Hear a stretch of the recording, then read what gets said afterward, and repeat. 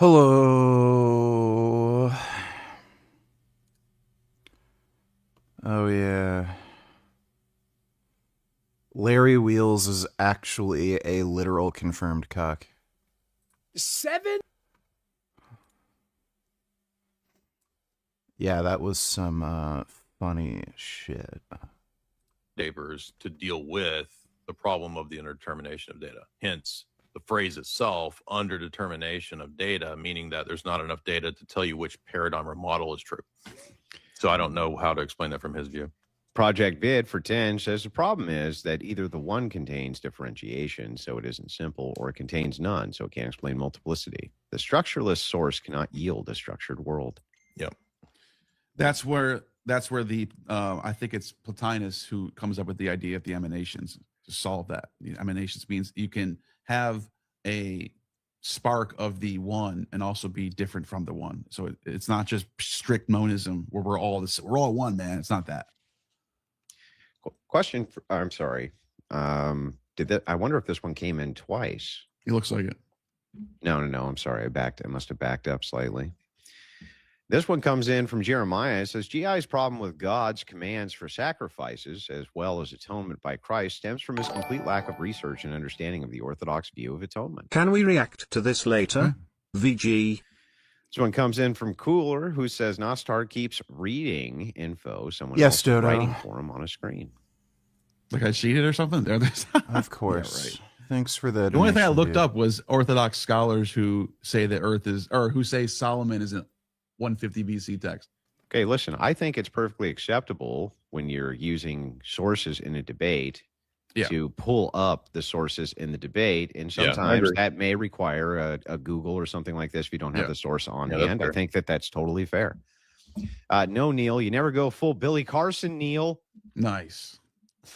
That's a good reference. Neil smoked mad ganja before this. I wish. Were you toking a little bit of the devil's lettuce, Neil? No. Okay. $20 is when it comes in. Sam Shimon would eat GI alive. Not that Jay Dyer hasn't been dog walking him already, but man, he wouldn't get away with any perverting of the scripture. I would do it. Well, Sam Shamoon's crazy. He might actually literally eat him alive. So And glory to the triune God. I want to show the entire audience something I can do that Sam Shimon can't. I just there you go. I can do that. Sam Shimon can't. So this one comes in from Caleb, who says, in Gnostic non-formant. Very clever. Very clever, Caleb. You're a very clever guy. You really got us with that one. Josie says GI is drifting the debate into reliability of scriptures off topic. From metaphysical debate to this, just mumbling and spatting. He shouldn't be doing this. Major red herring. Be better, GI. I do think that the debate went off the rails a little bit here and there, but we managed to get a lot of it back on track. So, Jay, the worst. 3 and 1's too complex for Neil, but 12 logos in the Nomad's perfectly acceptable. Nice. Okay. Jeremiah says Gnostics frequent retreat back to it's one book when he knows dang well what Jay is saying. It's just one example of his many sophistries. Foundry. By the way, right now we have a full. We're totally. You will try and.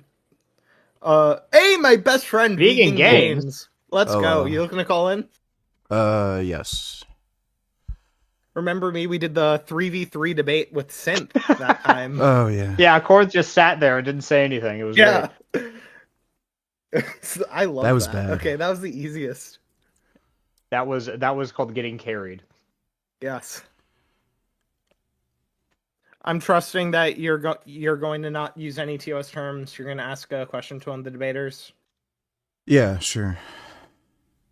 I appreciate that. Yeah, I'm not going to mention, like, Holocaust or whatever. We'd appreciate that. The server thing's currently full. As we cycled through people, it should empty out. I feel like I was way too excited for this, like, reunion, considering how VG's reacting. It's hurting my feelings a little bit. Well, I've never talked to Vegan Gains. Hi, Vegan Gains. I've now talked to Vegan Gains. Wow. Hello.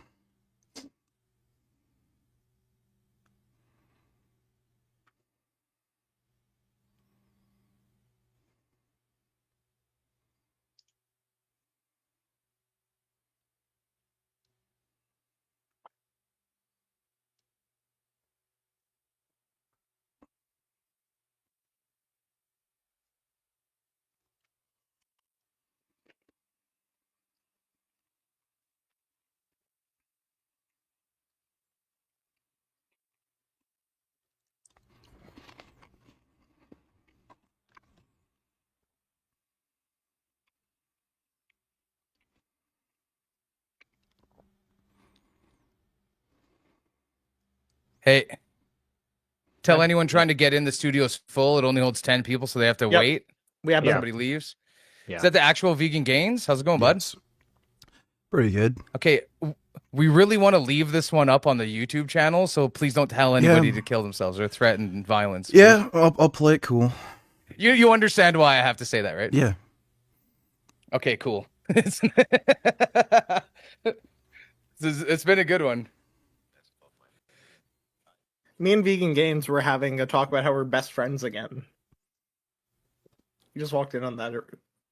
We were okay. having a reunion. Queen Dynasty, are you trying to call in, or are you just sitting in here? Because if you're just sitting in here, you're gonna get disconnected. All right. Bye. Same question for Jorgen Monder.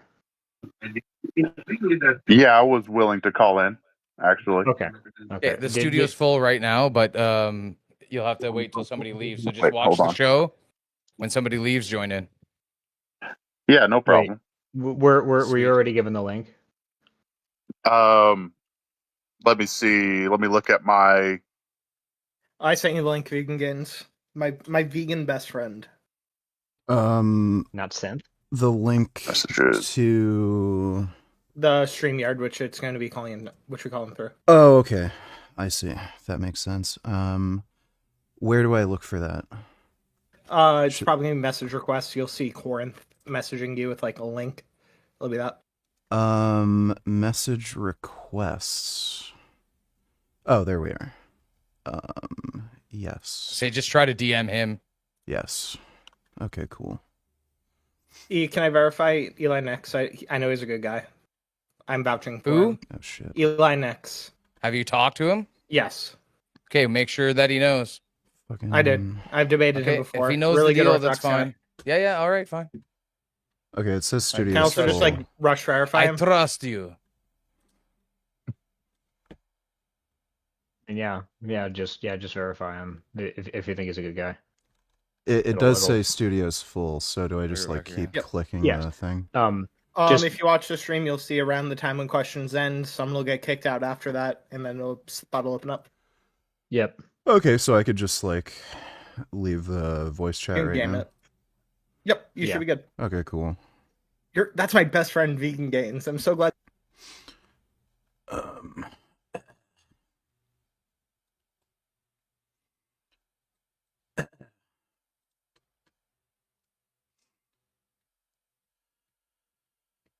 Hello, everyone.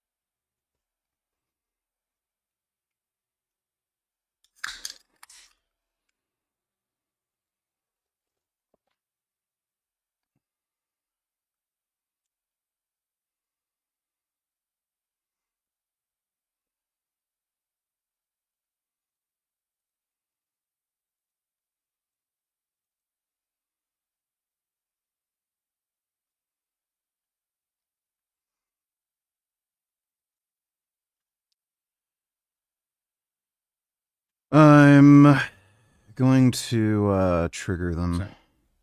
Hang on, guys. Let's reliable there. Let's finish barreling through the super chats, boys.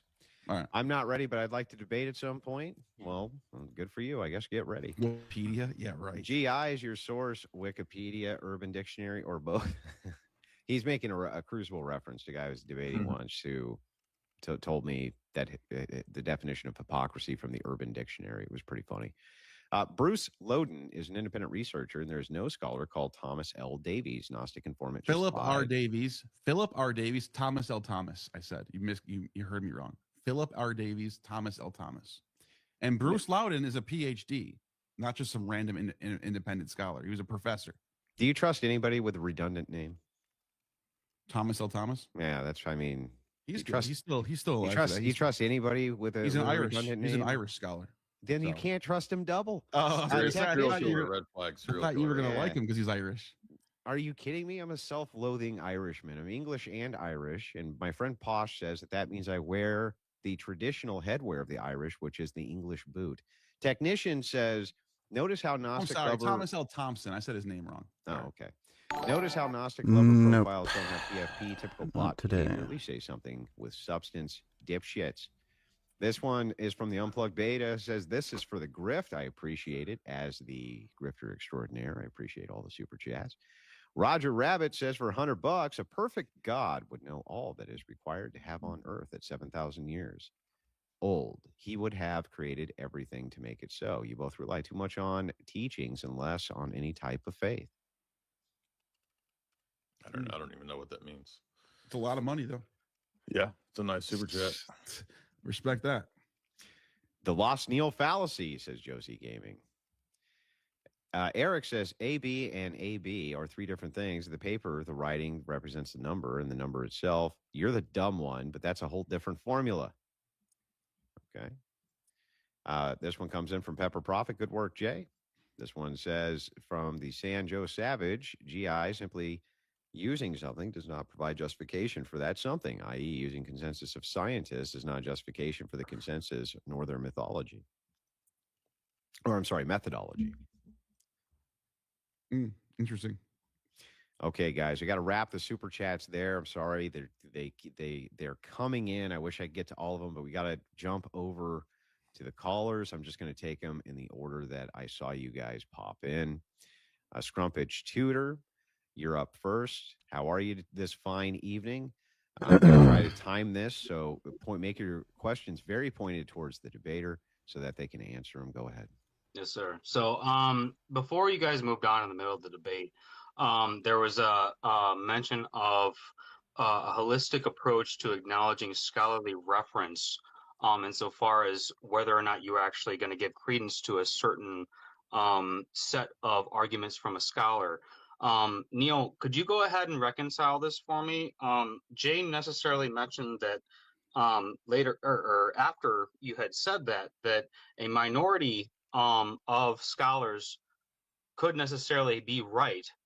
Are you arguing that the same in your, in your refutation? Are you arguing the same thing that Jay is necessarily saying when you say that a minority of scholars could necessarily be right, i.e., the idea of Neoplatonism not being existent in your reference?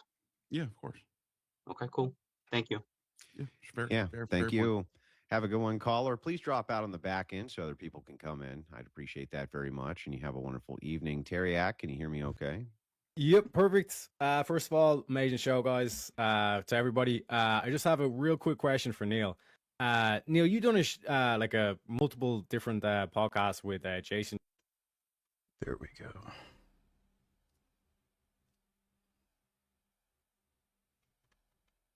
Oh, right. Crap.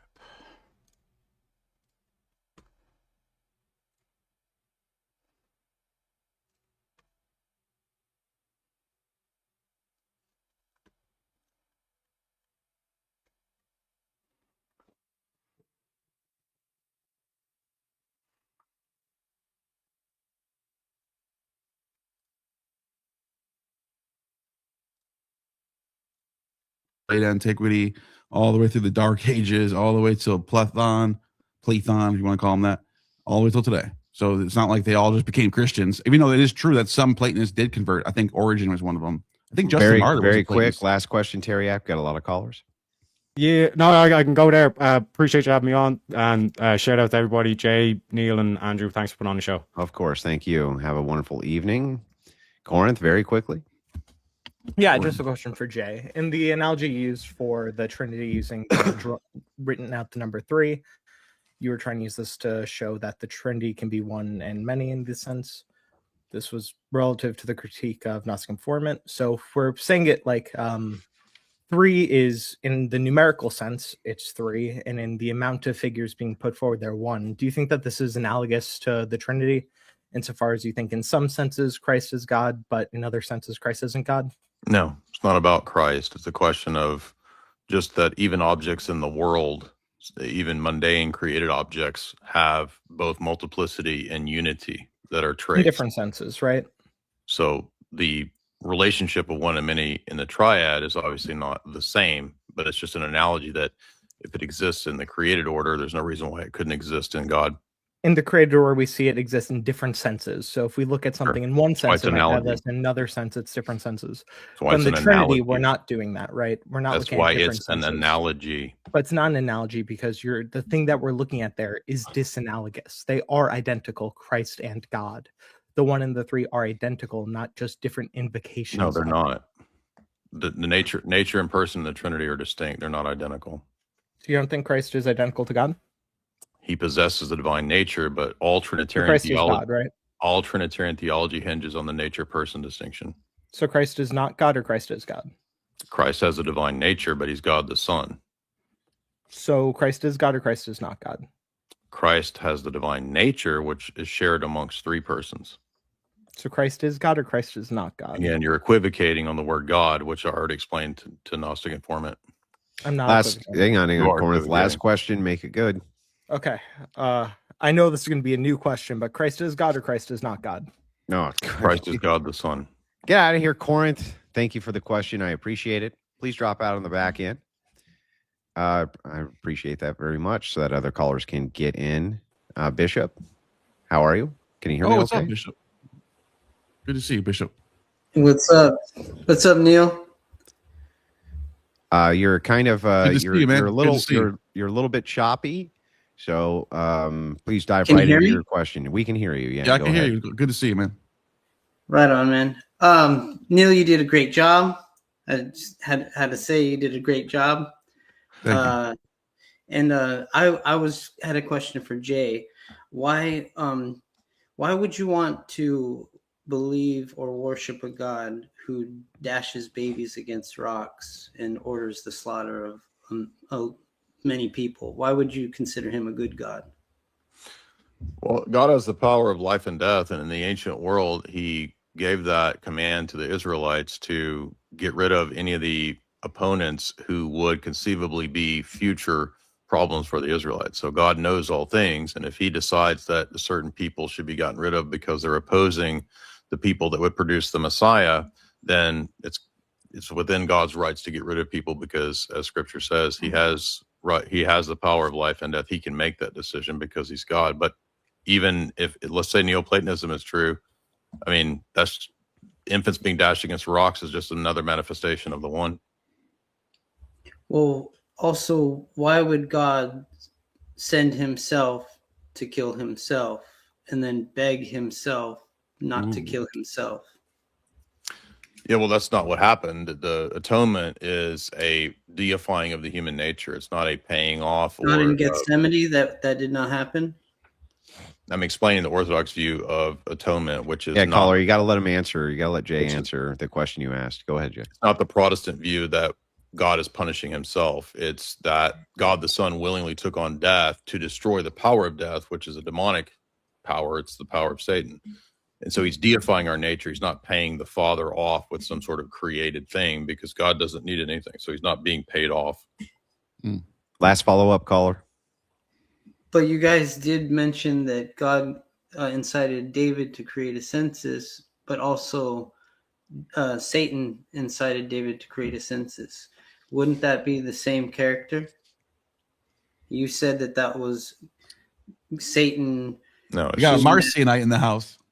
It's primary and secondary causation, right? So if I know that a bank is going to be robbed, and I overhear them that they're going to rob a bank, and then they go and rob the bank, like the fact that I know a thing's happening or I let a thing happen doesn't make me the immediate cause of it. It makes me a proximate cause or a secondary cause. I'm sorry, I got to leave it there, caller. Thank you so much for calling in. I hope you have a wonderful evening. If you don't mind, drop out back in the back. We still got a ton of callers coming in. I'm sorry that these are very brief, but I want to try to get to as many people as we can. Not your dude, go ahead. Hey guys, thanks for having me on. I enjoyed the civility of the debate, and I'll chalk that up to Father Turbo keeping Jay honest. But Neil, I'd like you to interact with the Orthodox typological view that Jay would present of Old Testament sacrifices and the final atonement by Christ, because you offered a common critique of penal substitution that even Orthodox apologists will use against Protestants. But I think you would find the Orthodox view on these things to be at least a little more robust. It would allow you to be a little more, perhaps, not necessarily good faith, because I don't want to accuse you of straw manning if you don't know the view.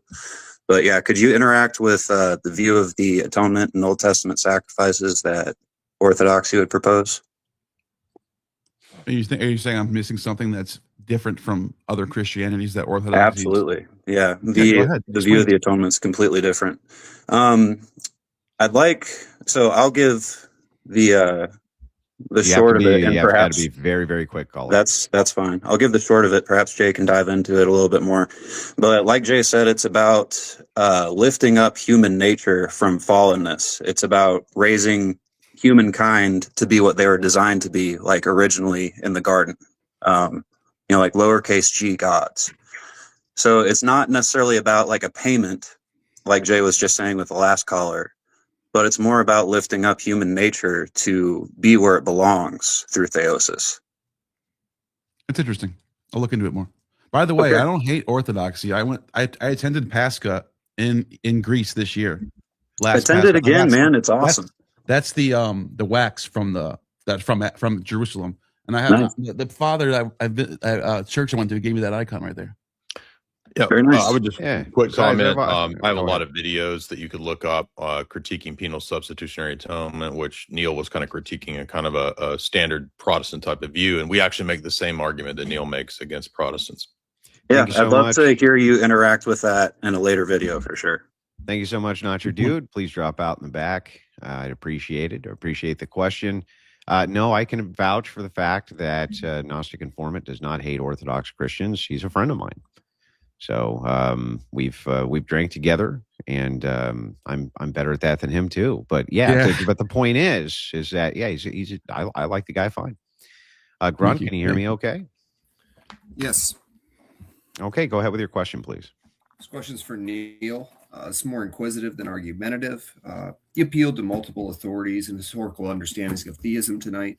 I just want to know, in your perspective, what is the most compelling piece of evidence that you've found to deny the existence of the Christian God? Might have to wait a Piece little of bit. evidence that denies the God. So like a evidence that goes against. Yes, you argued against that tonight. What is the most compelling piece of evidence that you've found to deny the existence of the Christian God? I brought up Elephantine as a whole because all the sources we have there, all the papyri, all the inscriptions, all the ostraca, there's no attestation to anything that we would be looking for a First Temple period Jews. So that was kind of that is evidence in my opinion that argues against the biblical worldview. That's the most compelling you found? Yeah, because I mean, you had a culture who's been there. Well, Solomon around 1000. I'm sorry, David sets up the first temple doesn't show me period. people Solomon in front of finished the me. temple right around the 10th century BC period, and they're there all the way to the 6th century BC. So, 400 years we're talking about, and then they moved to Elephantine, or at least 1,000, like a lot of them do, and then you would expect to find something, even if they rejected that whole. Even if they wanted to just go into sin. You would at least find something. There's not even a single mention of the name Joseph or Abraham or Moses or Jacob or anything. Nothing. Just So Yahweh. The authority of the Hebrews is the one that you were appealing to here. The authority you're talking about? Yes, you said the writings in Elephantine are the ones that deny the existence of the Christian God. So I'm just clarifying. That Oh, well, I'm talking appealing about to the Hebrew histories. This got to be the last question, caller. Yeah, Sorry. and my point, my reason why this one is because it kind of cuts the whole thing off by its roots. Because if the Old Testament narrative isn't true, then Jesus died for nothing. My mic works. Don't worry. I checked. All right. Thank you so much, caller. Appreciate it. If you don't mind dropping off in the back so that other callers can get in. We've had a full studio this entire time. VG, how you doing? Hey, how's it going? Haven't seen you in a long time. Yep. Go ahead with your question when you're ready. Yeah, so I was wondering if any of you realize that you're worshiping a false god and Crom, the god of strength, is the only one and true God. Are you making a Conan the Barbarian reference? Crom? Well, Crom is the one and true only God, as he is the God of ultimate strength. The God that you worship, he's a complete fraud. So he requires worship, which a God with ultimate strength and power would not require worship because he doesn't need validation from inferior beings. On top of that, supposedly, according to your faith, Jesus came down to earth as a man, and as a man, he showed weakness. A God of ultimate strength and power would not show weakness. He wouldn't submit to the Romans. He wouldn't cry like a baby when he's getting crucified on the cross. He'd actually enact strength and power. And on top of that, Christians allow for prayer, which is just an act of weakness. I don't know why a God of ultimate strength and power would be interested in spreading weakness, rather than teaching his followers how to actually enact their own strength. He, the Christian God supposedly just wants you all to be weak and teaches you to, rather than developing your own strength and power, just beg for relief. God, the real true God, Crom, he actually tries to teach his followers the truth of strength. And when you pray to him, he will send you dooms, not aid, so that you may learn strength. Wasn't Crom bisexual, though? No, I don't know. Wasn't he a human that. sacrifice? He's not into any gay shit. Are you sure? Crom was a human sacrifice deity, though, right? No. Well, no, Crom that was is, the. Isn't Crom fictional? No, he actually is the one and only true God. So does Crom account for the laws of logic too? Sorry? Does Crom account for the the universals like logic? Well, yes, there is strength of mind. So he is responsible for all strength that exists, both strength of body and mind. There you go. We should all convert. So, yeah, Jay, how much do you bench? What does that have to do with this? Well, again, if your God exists and you pray to him, do you not? Should he not grant you strength? I'm confused. Is strength putting my butthole on OnlyFans like you do? Is that strength? Oh, come on, pussy. Hang on. Look, So again, keep if it you're clean, keep it clean. So again, if your God exists and you pray to him, would he not grant you strength? So it doesn't seem like he grants you strength. You're too ashamed to even admit how much you bench. I just don't understand what it has to do with what's being debated. Whereas again, well, I'm debating the fact that you are following a false god. And again, Crom commands all men to achieve strength and power, whereas I have achieved strength and power. Best bench I've made so far is 410 pounds. That was back when I was natural. I've actually gotten stronger since I've been on steroids. So I've actually achieved great strength following Crom, whereas you are weak and feeble following Jesus Christ, who again submitted to the Romans and cried, "Why have you forsaken me?" Hang on. I would say logically that Jay probably benches, and definitely me, benches less than you, right? For sure. I mean, you're huge. You say you bench like 400 pounds, right? Yeah, 410. But here's my counter, Jay. How many bones have you broken exercising? Oh, I've broken 0. Are you sure? I thought you broke some bones. I broke an elbow riding my mountain bike. That's I guess you can technically call that exercise. That's exercising. It's exercise. Where was all Crom strength? Well, then? guess what? Guess Where what I was did all right after I Crom broke strength my then? elbow? Guess what I did right after I broke my elbow the same day? I hit a overhead press PR. I didn't know my elbow was broken. And rather than, because I follow the God of Crom, I did not submit to weakness.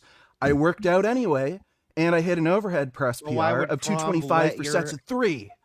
But why would Crom let your elbow break in the first place? Well, he doesn't give aid. He demands that you learn strength on your own, which I did. I see. Even after breaking my elbow, I was still able to achieve strength because I'm a follower of Crom. So what has Jesus given you? Can I ask a question to you? Yeah, sure. So if a Skittles dude overpowers another dude and he becomes like a power top on a power bottom, is Crom there for that? It's kind of weird how much you think about gay sex. But I mean, it's you your worship a ethos. I'm long-haired just trying to figure hippie. it out. This is what you're into, so I'm trying to figure out: is that where Crom is Crom giving you strength in that? Hey, I'm not the one talking about gay shit. You're the one who is. I'm asking you in your no, I'm being serious. In your worldview, is that where is Crom give that strength? What? Does he? Being a power top? Yeah. Well, look, he tells you to go forth and do as you will, enact your force upon the world. Okay, so If he's there for I all wanted that. to, hey, Wow. if I wanted to teach you the pleasures of the anus, I'll teach you the All pleasures right, of the all anus. right, enough. I'm trying to keep this clean, VG. Yeah, Come on, dude. That's a fair cancel. I think. All Can you right. say beehole? Or is that I apologize? It's I wasn't- fine. It's fine. It's not going to hurt That- nothing. that But is come a on, scientific VG. I let you on, man. Don't do that shit. It was, but anyway, what's All right. That was worth it. They had nothing. That was actually surprising. They had nothing.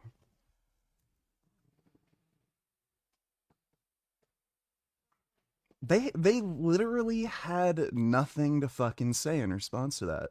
That was pretty funny.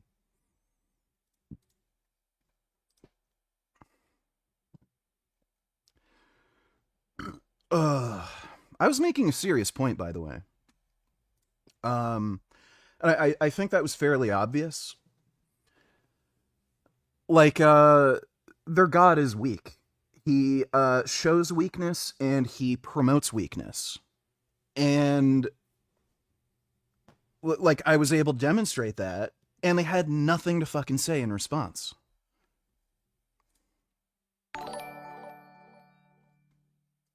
Oh, and you know, by the way, what's fucking bullshit is this fucking dude is the one who brought up like gay butthole sex. And then when I use the same fucking language as him, I get kicked out. Like, fuck right off. You know, like, that's just... I forgot my namification, donating $2. Your debate relapsing, VG, sup, dude. Yeah, I know. Yeah. I always get sucked back in. Thanks for the donation, though, Anonymous. Or, sorry, forgot my namification. Anonymous donated $2. Illuminati confirmed.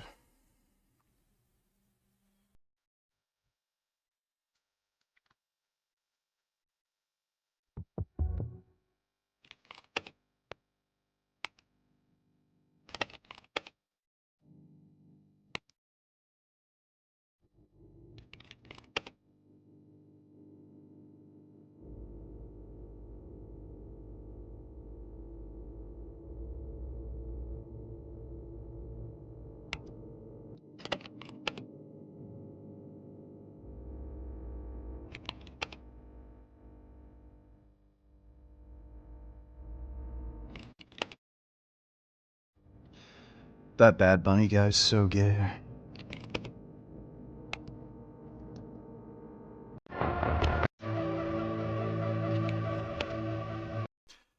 Yeah, whatever. Who cares? Thanks for the donation, dude. According to the Bible, the Earth is 6,000 years old. These guys don't even know their own Bible. Well, the Bible doesn't technically say that. That's some backwards reasoning that, I think, I don't even know if the guy who came up with that reasoning was Christian or Jewish. Basically what they did was they tracked down all the lineages in the Bible and they came up with a rough estimation of how old the Earth could possibly be based on the lineages that were mentioned in the Bible, and they came up with 6,000, but the Bible doesn't explicitly say 6,000 years old. And I know for a fact Jay Dyer, he is an evolution denier, and he may very well be a young Earth creationist. He doesn't actually believe in evolution, so he may actually, in fact, believe the Earth is 6,000 years old. And I've debated Andrew Wilson a bit. He might also be like a young Earth creationist. He doesn't... Like, I was talking to him about dinosaurs, and he was kind of incredulous about the existence of dinosaurs, so... yeah, they're kind of crazy. Thanks for the donation, Dodo. Frank uploaded a new vid. Alright, we'll take a look at that. Thanks for the donation, Frank. Let's see.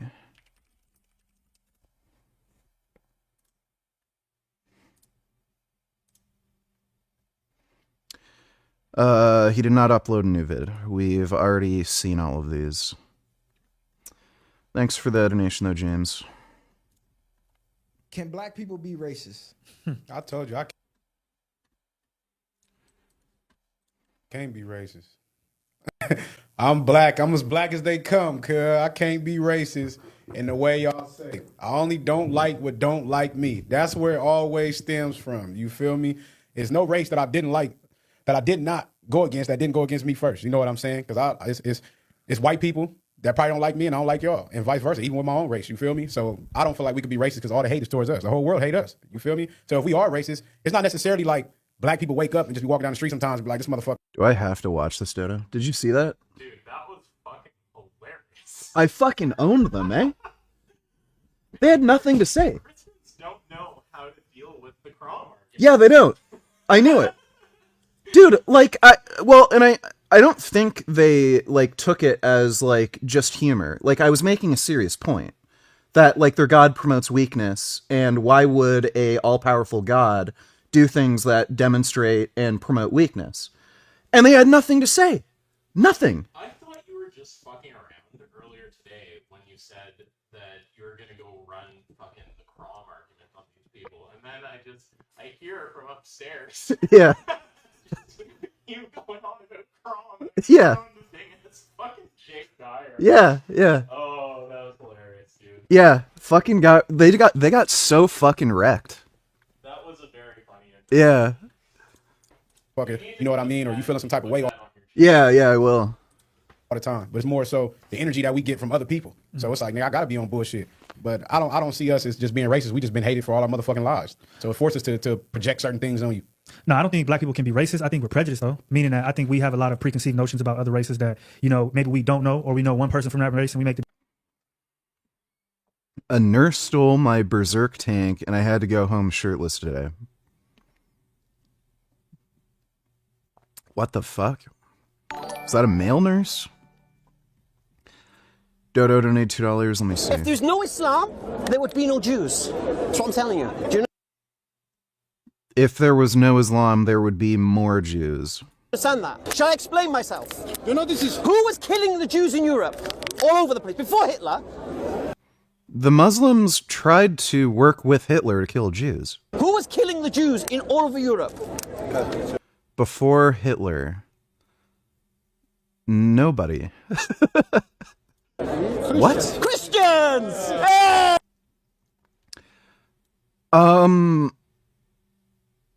I don't think there was any, like, I know there was religious persecution in the medieval period, but when you're talking about, like, the scale of, like, the Holocaust or some of the tribal genocides that the Muslims committed on both Christians and Jews, I don't think you can in any way compare the two. Hey! What color Christians? White. Great! So listen, stop. Yeah, this is, like, actually retarded. Okay, so he's just out of his mind. Happy Lunar New Year. Hello everyone, 新年快乐. Here are some of my favorite recipes you can make for Chinese New Year. Cut into slabs. Pan fry each side till golden brown. What the fuck is that? Crispy. Roll out a dough. Was that just weird looking tofu? Wait, what is that?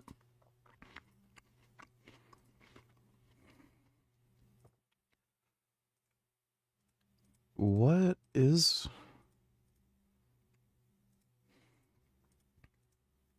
Yeah, is that just weird looking tofu? Crispy. Roll out. Boish. Yummy. I like Enjoy. vegan dumplings. Yes. Fry till golden brown. Yeah, that stuff looks good.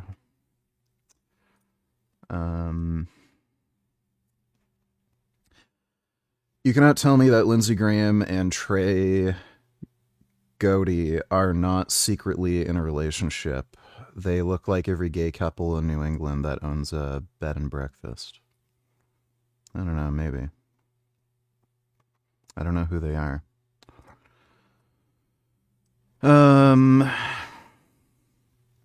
It's now being reported that the Pawtucket, Rhode Island hockey arena shooter was transgender. There was another transgender shooting. That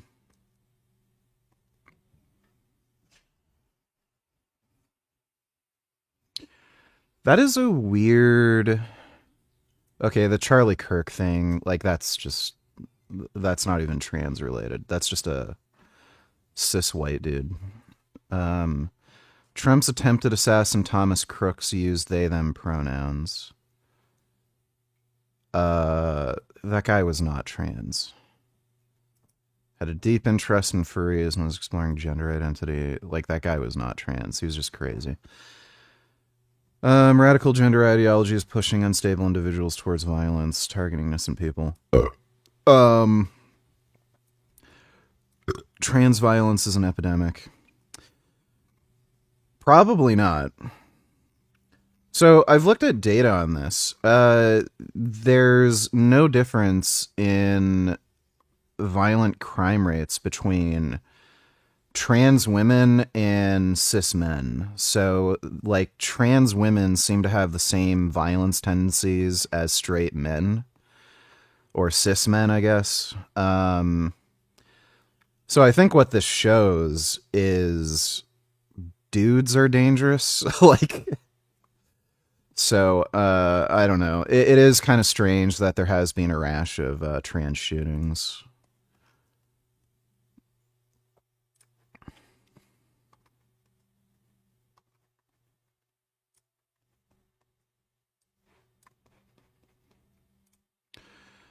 Thousands of new Epstein videos discovered with this weird trick. If you go to the Epstein library on DOJ's website, and now instead of searching for something specific, you search for no images produced and hit search. It's going to show you thousands of PDF documents, and when you open them, it's just going to have this blank page that says no images produced. But if you go to the URL up top and remove the PDF part and then type in MP4 and hit enter, you'll find videos that I guess were labeled with the wrong file extension. For instance, here's an hour-long one of a jail cell camera. If you go to the Weird.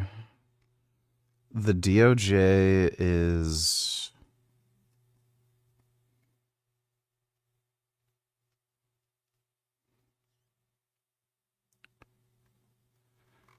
The DOJ is retarded. Thanks for the donation, Dodo. Dodo $22. That was low back Gao turnip cake VG with mushrooms and stuff in it. It's good. Also watch. I see. Oh. Oh, hey, Gum Gum. Yeah, come here.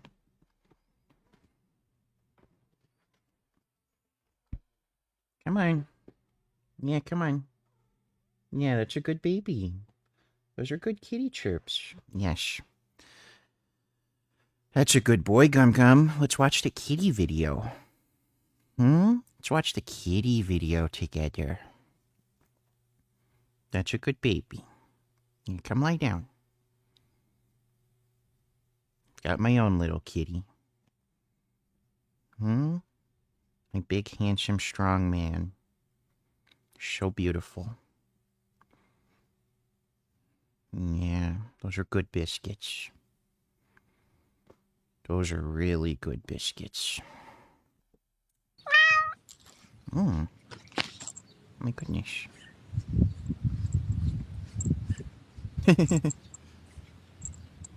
Oh my god, he's carrying the little toy.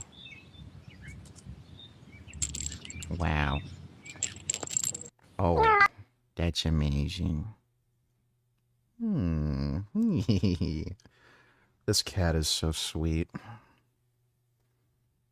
He's the ultimate cuddle buddy. Oh. Look at this kitty. So nice. There are no homeless drug addicts in my neighborhood, no. If you're in Ottawa, there's plenty, but like I'm not downtown. A man killed his wife and shot at least 2 of his children at a hockey game in Rhode Island.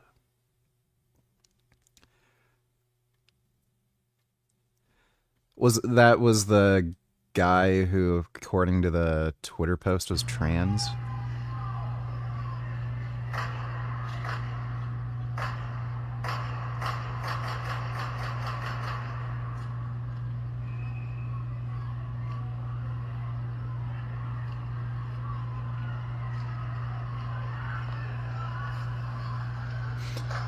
I'd run out on the ice, get the puck, and score a goal.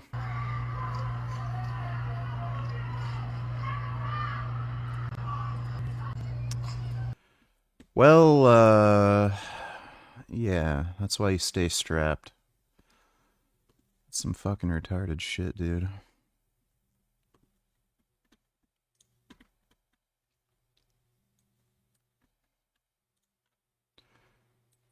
What is MJ doing?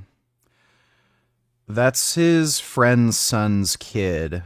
He was just tugging on his,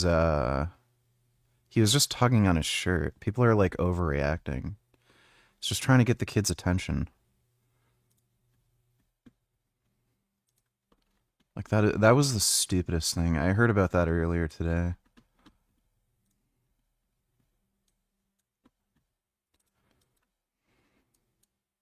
So Hillary Clinton said in an interview today that she and her husband are getting pulled into the Epstein matter to divert attention from you and that your administration has something to hide. What's your response to that? I have nothing to hide. I've been exonerated. I have nothing to do with Jeffrey Epstein.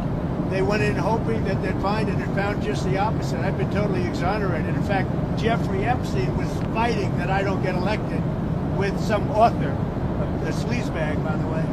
And I've been totally exonerated. No, they're getting pulled in, and that's their problem. I don't know. They're going to have to see what happens. But I watch. Not AI, not Photoshop, just an old photo taken from the Epstein archives. There's a special place in hell.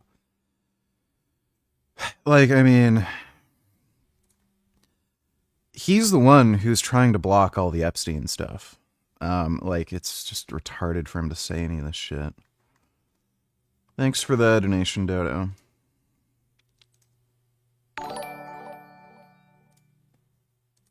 Why the fuck is plant-based Nutella twice the price? I don't know. I haven't tried the name brand vegan Nutella. I've had something like a knockoff.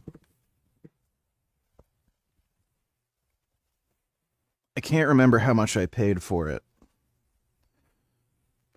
But I haven't actually had the name brand vegan Nutella. I guess it's just some like gay retarded horse shit, supply and demand crap, you know? I don't know why they don't just make it vegan to begin with. Like, it's just dumb. Thanks for the donation, my bubba.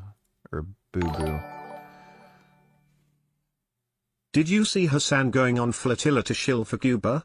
I think it's backed by the same people who did the Greta one. Total communist shill. Well, he's literally a communist, yeah. Like, it is fucking ridiculous. Like, hopefully he gets, like, some disease and then has to go to a Cuban hospital. That would be hilarious. Cuban hospitals are just complete shitholes.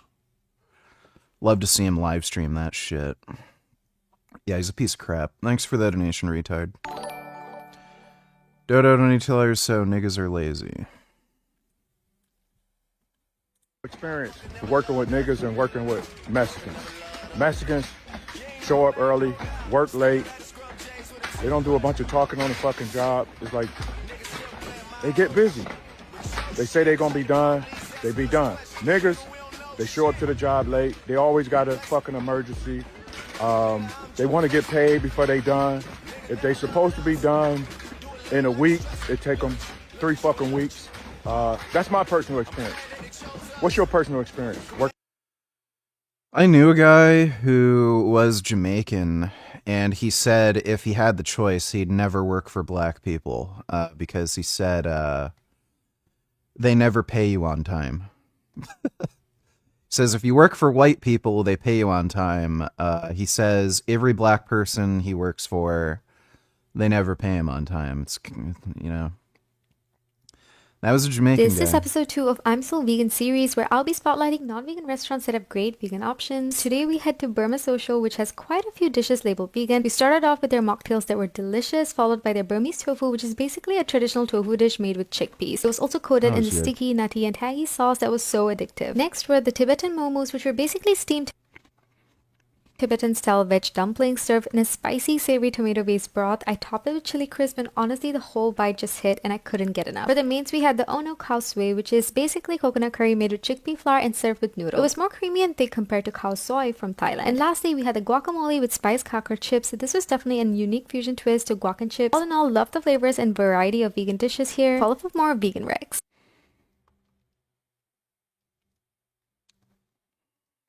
Signaling this single photon has arrived in your circuit, and this whole process takes about 1 nanosecond, 1 billionth of a second, and then the wire returns into its cooled superconducting state, ready for the next detection. While this detector physics was known of previously, to run a fault-tolerant quantum computer, these detectors need to integrate reliably into silicon photonic chips, and be aligned with the waveguides with nanometer precision, and made to behave pretty much identically across thousands of devices, while detecting basically every single photon that arrives, because if they miss one, that is an entire calculation that fails. The team told me that their detectors have already exceeded about 93% efficiency on chip, with the next devices that they are developing producing about 99%. Actually, even beyond this near perfect level of performance will be needed to achieve the full vision of the reliable quantum computing approach that they are actually trying to build towards. And now I'm going to slightly gloss over quicker than it probably deserves, but the fact that all of these photons are moving about the speed of light, the ability to detect the herald photon, generate an electronic signal,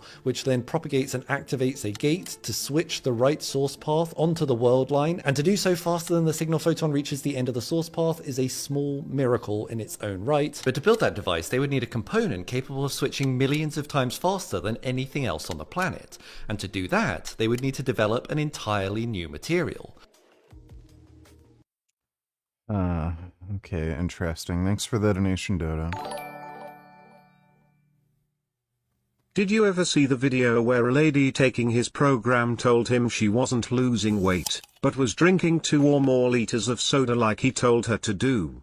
And then in response he told her she needed to drink more soda.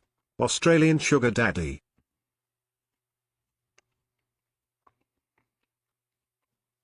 Yes.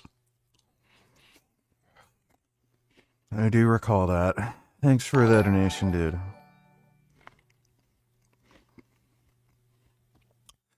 Dodo donated $2. Happy Ramadan. By the way, VG, today is the start of Ramadan, if you didn't know. I did not know. Thanks for the donation, though, Dodo. To generalization, which everybody does that, but I don't think we're racist, because from a systemic point of view, how can we be? And then when you even think of like the Black Panthers, the Civil Rights Movement, Nation of Islam, they've all collaborated or have had people directly within their organizations that have been of another color. So we've never even discriminated on that level. Then you take it to a social level. Like when you go out there, there's so many black groups that got the one white boy or the one Mexican boy compared to the all white group with the one black boy or the all Mexican group with the one black boy. You see it in black groups more that the other races are accepted if they're just cool people. So I don't think we can be racist, but I definitely think that we can be prejudiced. And that just means, you know, having shit to say about other races, but that also comes from a defense mechanism of being like, these This is just fucking retarded. I'm not watching this. It's just stupid. So, turns out Larry Wheels is literally an actual verifiable cuck. Bro really thought that he was about to cuck me. Nice try. I am not a cuck. For anyone out there wondering, there is no cuckoldry going on here in this marriage. Why would he throw that out there? I am not a cuck. There is no cuckoldery going on here. When we have visual evidence that he is. I'm not a cuck. There's no cuckoldery going on. Also, Larry, you think your OF members know I'm a cuck? I can tell them. Most likely. One day, I want you to text me about this kind of stuff and talk to me like a cuckold. And so, Larry Wheels is actually a cuck. And I'm not suggesting maybe. I'm not saying I think. I'm saying that I know. This is a brain rot special. Yeah, so apparently John Bravo has a bunch of private conversations saved. Like, this is only one little piece. And according to him, this whole thing is so shocking and personal, he didn't want to release it.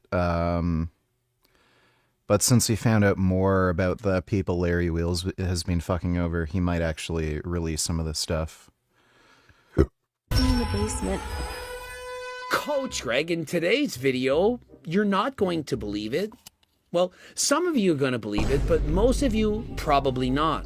But I have proof. And so a number of you sent me a video of Larry Wheels and his wife going after my girlfriend, Mepsigreg. I wouldn't mind if she went and attacked Coach Greg. Hey, you're a manlet, a loser, washed up, old, short, a hobbit, snake oil salesman, a loser. No one would like you. Say whatever you want to Coach Greg. I don't care. But when you go and attack my girlfriend for no reason, who did nothing wrong at all, well, you're then making it personal. And so, since you want to get personal, I'm now going to talk about the things that I know and that I actually have proof. And so, Larry Wheels is actually a cuck. And I'm not suggesting maybe, I'm not saying I think, I'm saying that I know. And so Larry gets off on knowing, watching, enjoying the fact that his girlfriend, wife, partner, whatever you want to call it, is having sexy time with other men. And not only that, let's film it. Yeah, I love that angle. Yeah, get it in all 8 inches. A little bit deeper. Yeah. Make sure that you finish. Damn, shots fired. Oh, and in case you're thinking I'm making this shit up, I got this from John Bravo. Now, I only got part of it. There's a whole bunch more. I heard it. It's incredible. And so, John, release the Larry files. And so if you want to know in full details exactly what's going on, remember, I'm not even going to say what he's done. It's far too gross for this channel. Type in the comment section, John released the Larry files. Look at Larry's face right here. I mean, are you even kidding me right now? Ha ha ha ha. WBAT. You think your OF members know I'm a cuck? Most likely, I can tell them. And so in case you're thinking this is AI or you don't believe it, I got this straight from John Bravo. Does John Bravo ever release anything that he does not have proof? And so he's talked with a number of these individuals. Larry Wheels said prenups can be overruled by a judge, so they aren't that important. They can't just be overruled by a judge. They can't arbitrarily say, I don't care about the prenup. There has to be some sort of argument made for why the prenup is invalid. Generally speaking, the longer the marriage goes on for, the less legal weight a prenup has. So if you sign a prenup and you end up getting divorced, like, you know, a year later, it's going to have a lot more legal weight than if you were to divorce 20 years later. And there's a lot of different legal arguments you can make to basically, I guess it would be like annul a prenup or have it not be legally relevant. I've seen women claim that they signed a prenup under duress. That's a fairly common one. So if you're about to get married, all the wedding plans are made, and then a week before the marriage, you demand a prenup, you could argue that the prenup was signed under duress. So all your friends and family are coming to the wedding. You've paid thousands and thousands and thousands of dollars for the ceremony. You thought everything was gonna, just go smoothly, then all of a sudden your husband demands a prenup. Like, are you going to, like, inform every guest, like, try to, like, cancel everything last minute? So you can make, like, a duress claim. And again, if the marriage has gone on for a very long time, you could just say circumstances in the relationship changed in such a way that the prenup isn't relevant anymore. So, like, oh, I signed this when I was healthy, but I got sick and he's been taking care of me for so long. Like, I need to rely on him for financial support. Like, it's stuff like that that is usually made to get rid of, like, a prenup. But, yeah, they're not as, like, airtight of a protection or strategy as you'd think. They can be, like, legally challenged. Don't get married. There's no reason to get married. That's that simple. If you were approached by CIA, MI6 and Mossad and each of them wanted to recruit you to get into some beef with a terrorist jihad influencer to get them to set up world debate so you can get their location and or take them down, Vish agency, would you rather work with? CIA, for sure. Thanks for the donation, Dodo. I am bored already. I now play with my Decilon 10 slide rule. Who cares about Larry Wells? Yes, okay. Have fun playing with your slide rule. I don't think we have to go through the entire video. I think Greg blabs a little bit, but yeah, the guy literally is a cuck. Thanks for the donation, James. Individuals, and he sent them these files, these conversations, these pictures, and so it's all true. And I wish it wasn't. And so, Larry Wheels, one day I want you to text me about this kind of stuff and talk to me like a cuckold with the bowing down sign. And so, hey, Larry likes being a cuck. He enjoys it. He gets off on it. It's his thing. It's his fetish. And say, hey, whatever a grown man wants to do, a grown man wants to do. But I'm here to warn you that if you don't want to become a grown man who wants to do this, there's a few things you need to avoid. And so remember, I'm trying to make educational videos, and of course there's a lot of drama in this video, but there's educational content as well. Why do you think Larry wants to do this? Why do you think he enjoys this? Well, Larry has abused performance-enhancing drugs, namely steroids, tren, and so on, for years, started as a teenager, and he admits this. Have you not heard of what tren can do to your brain? There are literally men who are straight who turn gay. The trend changing sexuality thing is very hard to believe. There's no actual evidence for any of this crap. Like, chances are what's going on is they were already gay. It's just that the steroids they were on. React to this, and react to this. Sure, I'll do that, Dodo. Thanks for the donation. The steroids they're on just gave them the kind of confidence and emboldened them to actually act on some of their sexual fantasies, and they were horny enough to, like, maybe overcome some of the anxiety or something, but like the idea that tren literally changes your sexuality, it's really hard to believe. Claims that's often made by war hawks is that, it's not that big of a deal to invade Iran. We'll invade Iran, and right now is the best time to do it because it has been weakened as a result of the 12-day war. Iran's regime has further been weakened as.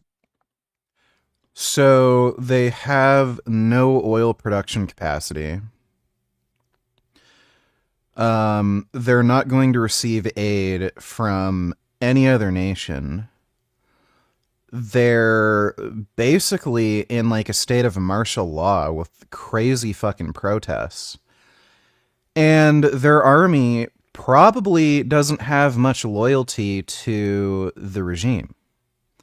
So the idea that Iran would be difficult for the US to deal with is just retarded. as a result of the protests that took place against the regime recently. It's an argument that you'll hear made over and over again. In fact, one of the biggest war hawks and individuals who tends to cheerlead a war with Iran is Senator Lindsey Graham, and here he is making that point. The Iranian Ayatollah and his murderous regime.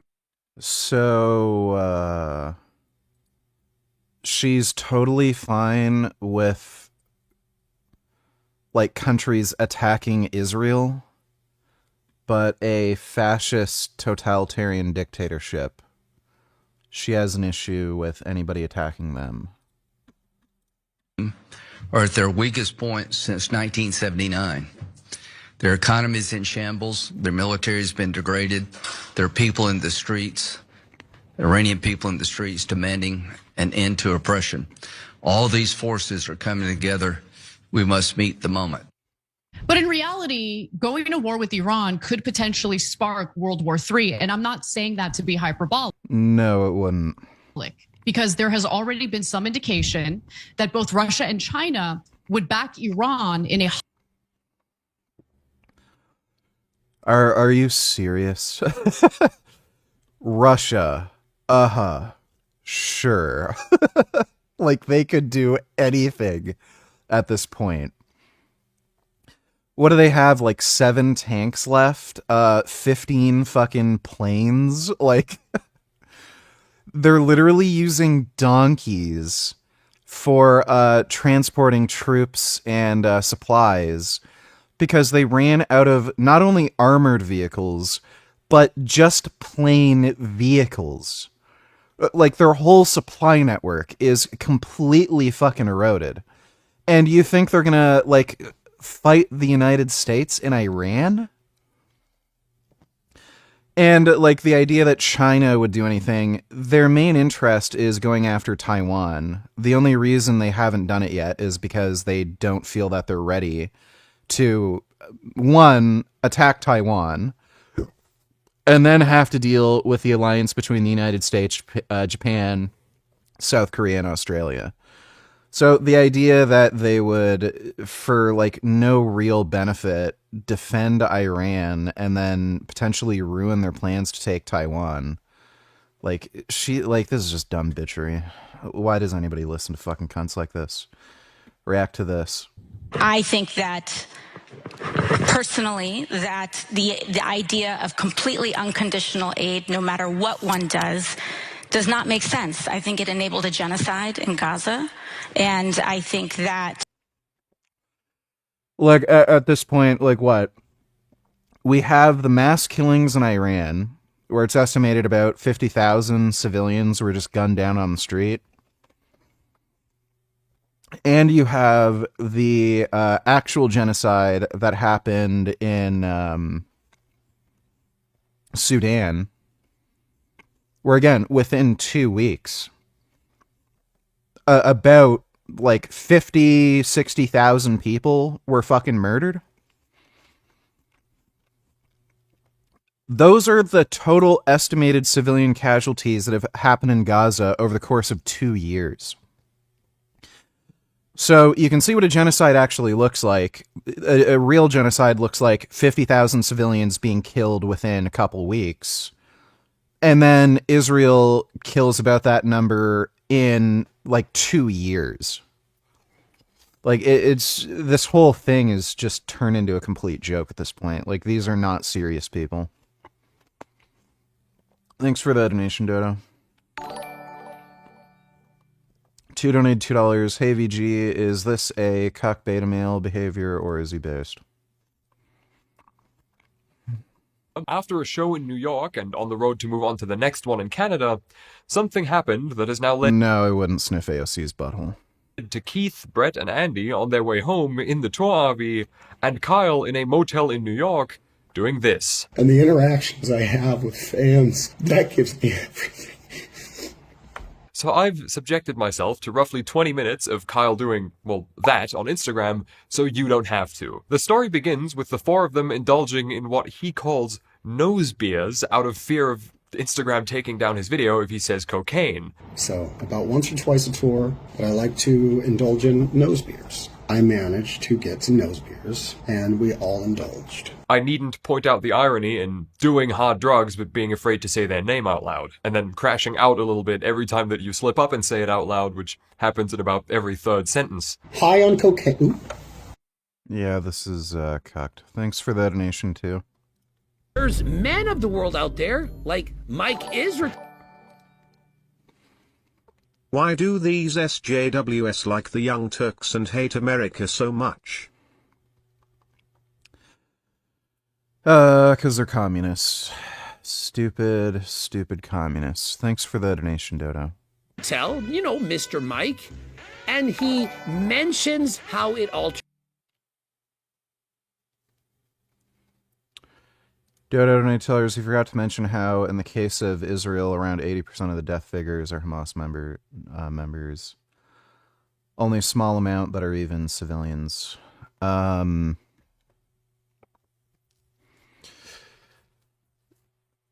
pretty sure, like, the worst case estimates are 4 civilians to every Hamas member. And it's probably closer to 1-to-1, so 1 civilian for every Hamas member, something like that. Thanks for the donation, though, Dodo. Your brain. All you feel is rage. We've even had Derek, from More Plates, More Dates, explain how trend can change your attraction. And so, combine the use of performance-enhancing drugs, steroids, trend, you name it, along with self-gratification at an early age. Going through magazines, you know what's in those magazines. Or perhaps watching videos. Or cam girls. And imagine that rewiring your brain, the dopamine that you're getting from these events. And so you literally require this, a greater stimulus in order to quite literally to get off. And so if you don't want to end up like this, hey, be careful. Don't use steroids. And so you think it's just the gyno, the balding, the pimples, the acne on your back, or perhaps the fact that it's going to take years off of your life, as if that wasn't bad enough. But it can also change your sexual desires. And so does anyone want that? And so normally, perhaps Larry Wheel. What the fuck? We're in a completely new era where just everything's retarded. Enjoys tag teaming with his wife, girlfriend, and so on. Perhaps that's what he's enjoyed, but this time he's going to get tag teamed by Coach Greg and John Bravo, 2 of the most infamous characters on the internet that you don't want to fuck around with. And I'm not talking about actually having sexy time with us. I'm talking about messing with us, poking the bear, or saying things out of character. It's Myra, and he says, I see trouble in the road. So that was like the second or third time he DM'd me and sent his message because I never replied. Bro really thought that he was about to cuck me. Dude, like, the fact that he married this chick is just crazy. She's a bitch. Why is she talking about other dudes, like, DMing her? Like, she's just making everything worse. What's worse is some SJWs like this guy think communism is a good thing.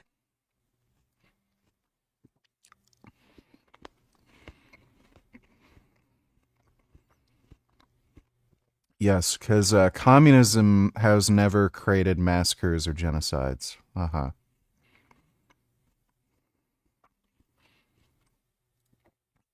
Like, look, the guy is a fat, ugly, retarded loser. Like, I mean, fucking cares. Thanks for the donation, Dodo. Nice try.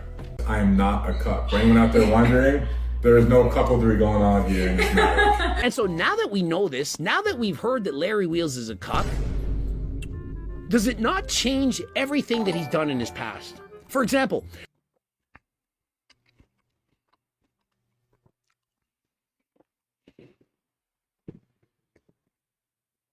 21st and $2. Look at the viewership. You're not even an ant compared to the elephant. Vegan teacher. You are smaller than an ant. Nobody knows you. Nobody cares about you. That's fine.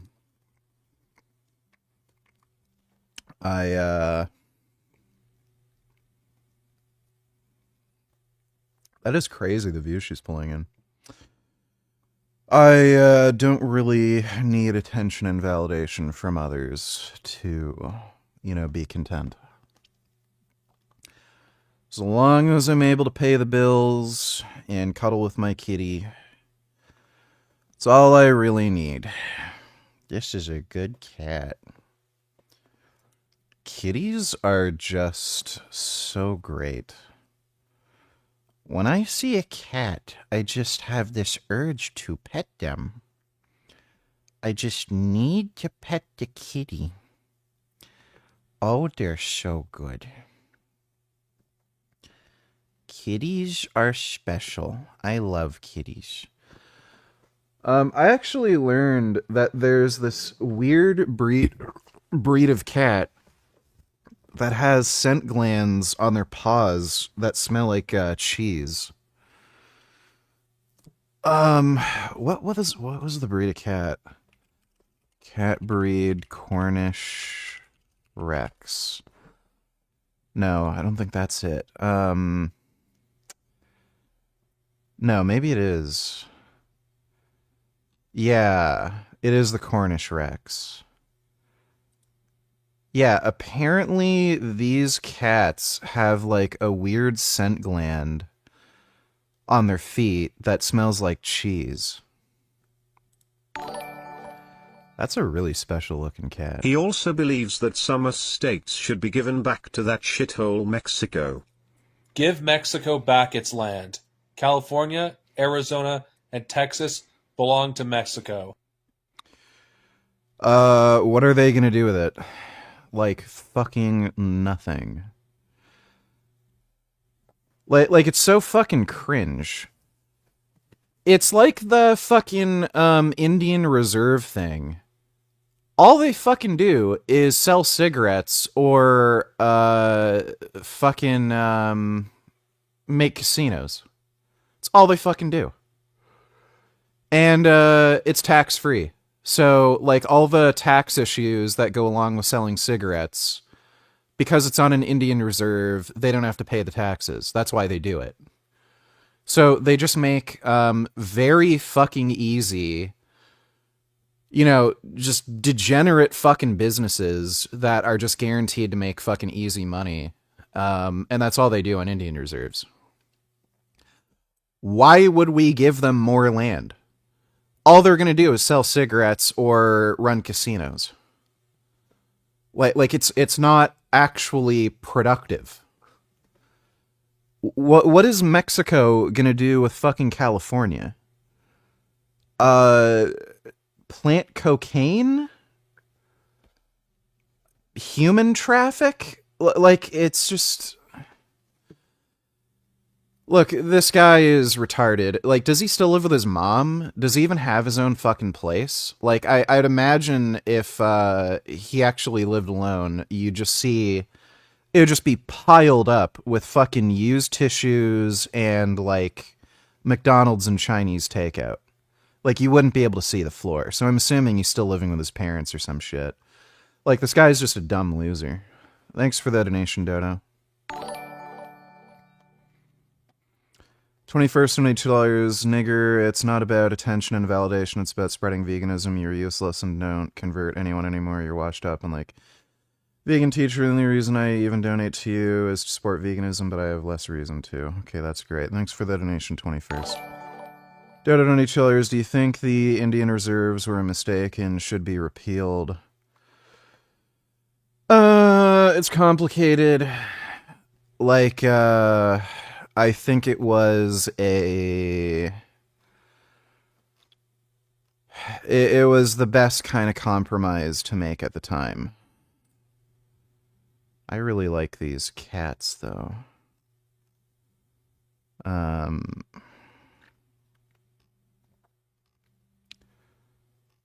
Yeah, these cats are pretty damn good.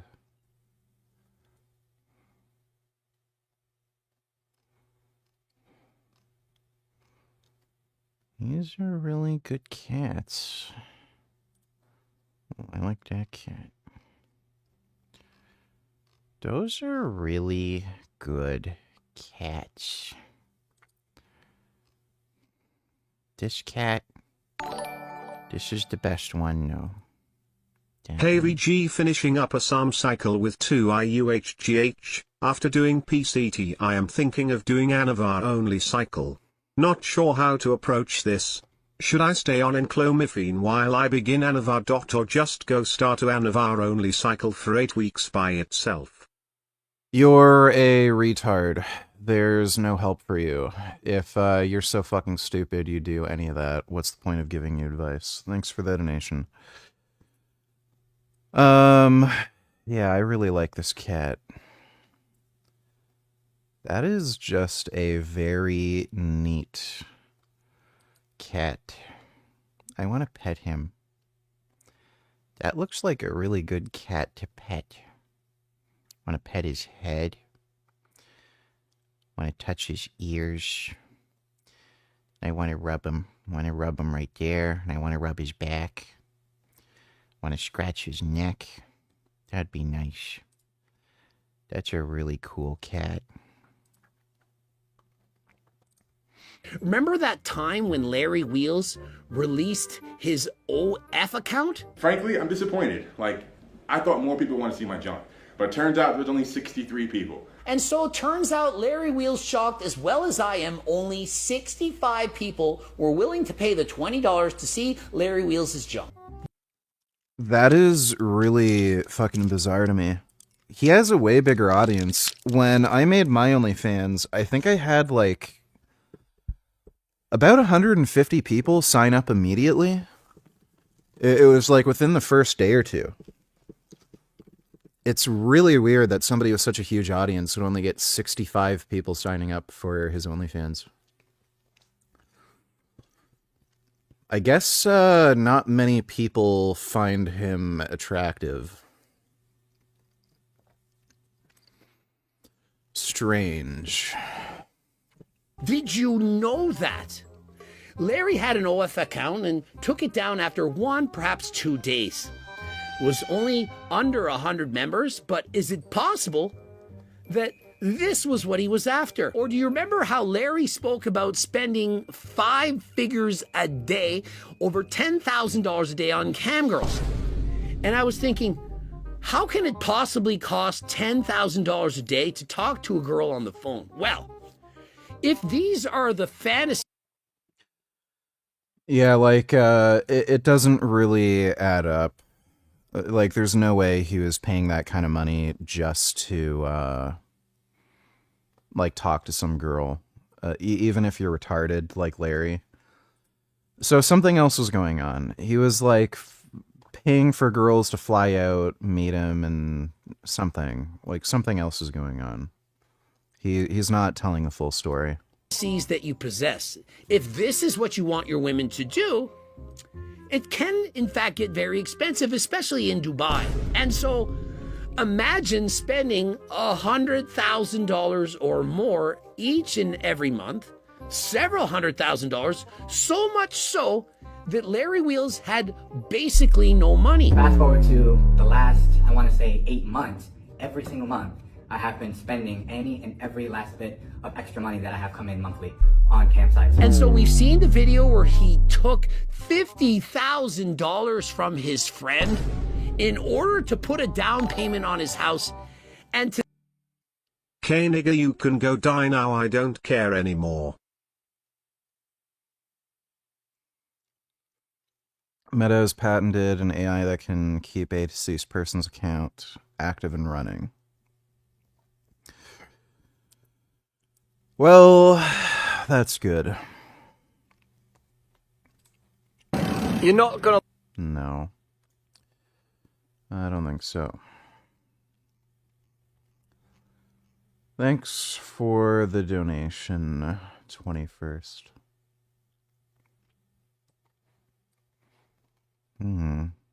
Good dish. That's a really good cat. Look at him. They look happy.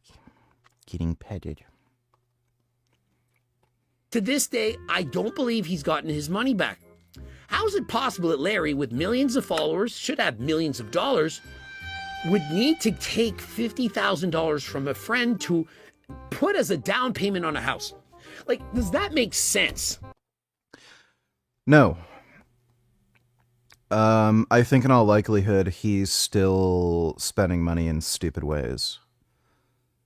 So, I have a funny feeling he's paying a ridiculous amount of money to his wife with whatever stupid shit she wants. He may be paying dudes to, like, fuck his wife. Who the fuck knows?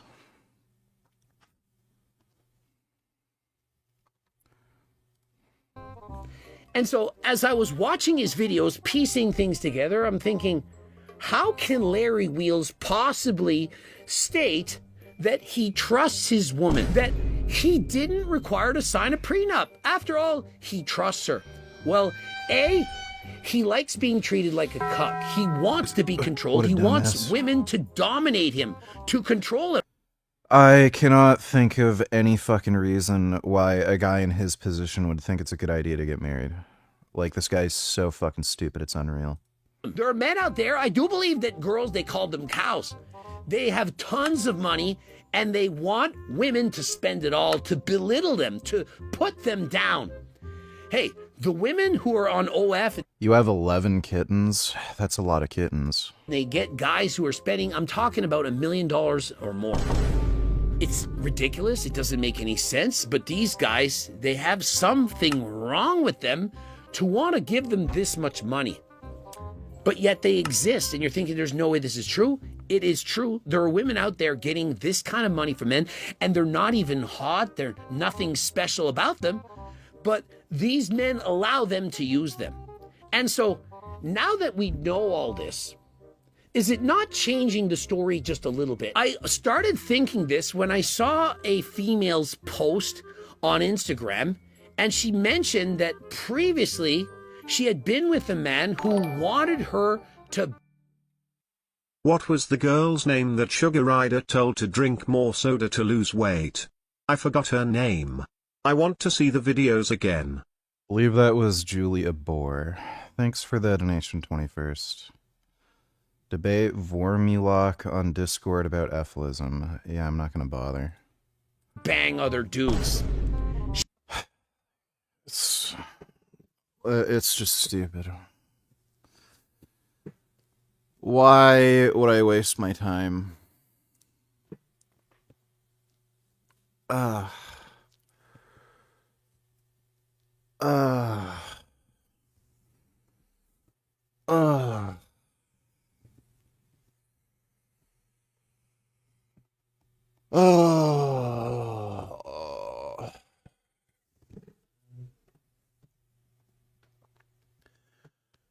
Oh man. Oh fuck.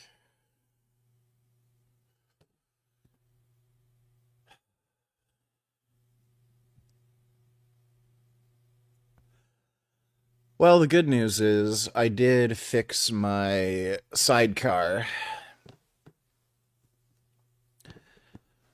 So my sidecar is in working order now. Meme Stream Supreme Dream donated $2. Let me see.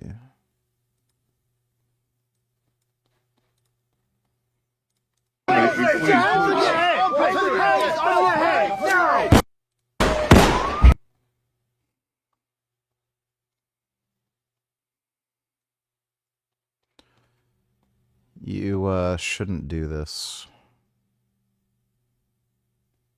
Yeah.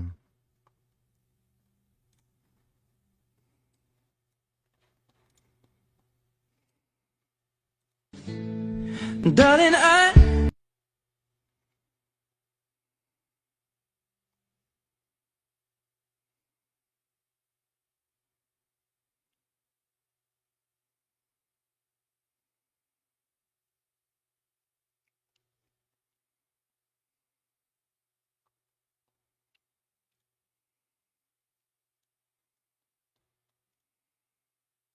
do you ever do a fart and you actually like the smell of your own farts?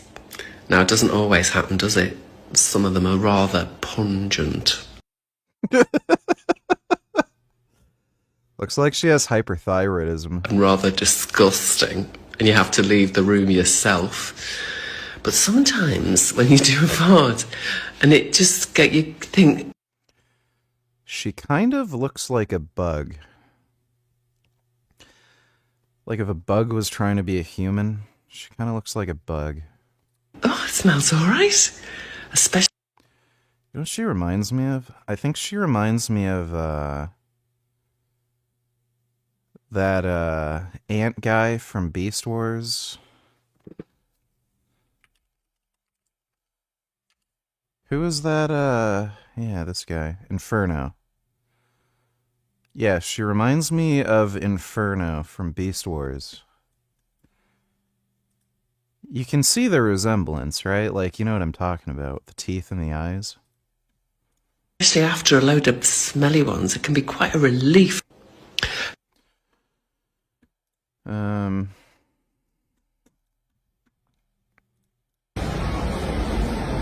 Ты чё прилип? А? Ты чё прилип? 2 дня не спал.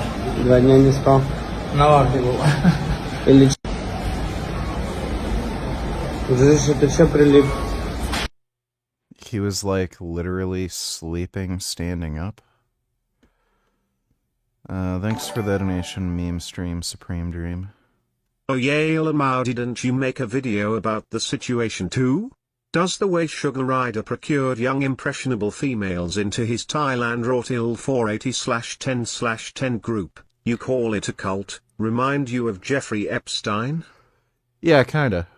Thanks for that donation, 21st. She was hesitant. She was reluctant to this. She didn't want it to happen.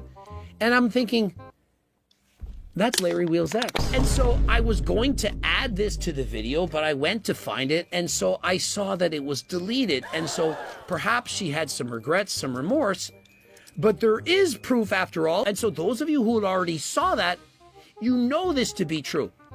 If one of Larry's exes says this, why would she say that? Do you think she's making this shit up? And even if she didn't, there's lots of other girls who have said the exact same thing. It's not a one-off.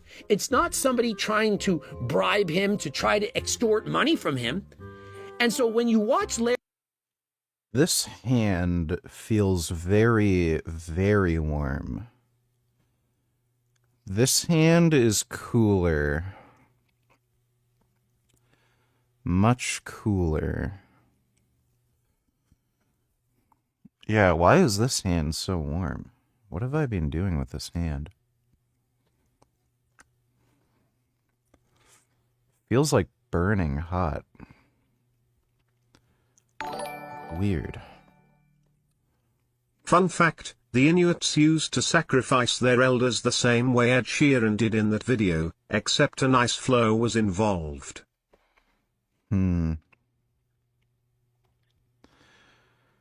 Thanks for the donation, Dodo.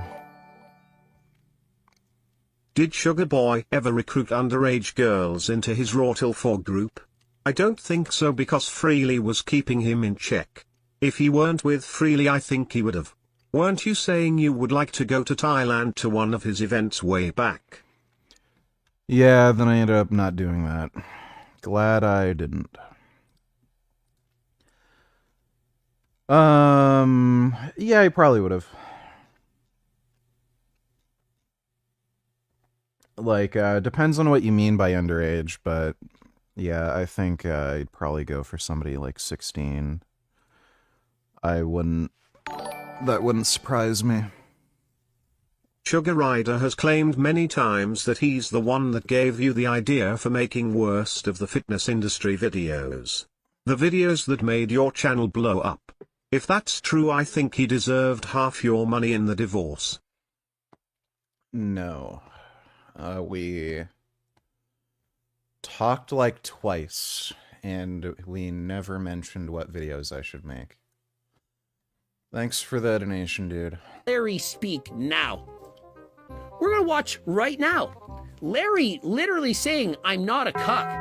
And so watch this video together, and we'll see he wants his wife trying to pressure and explain it to me. Like, Well, turns out he is in fact a cuck.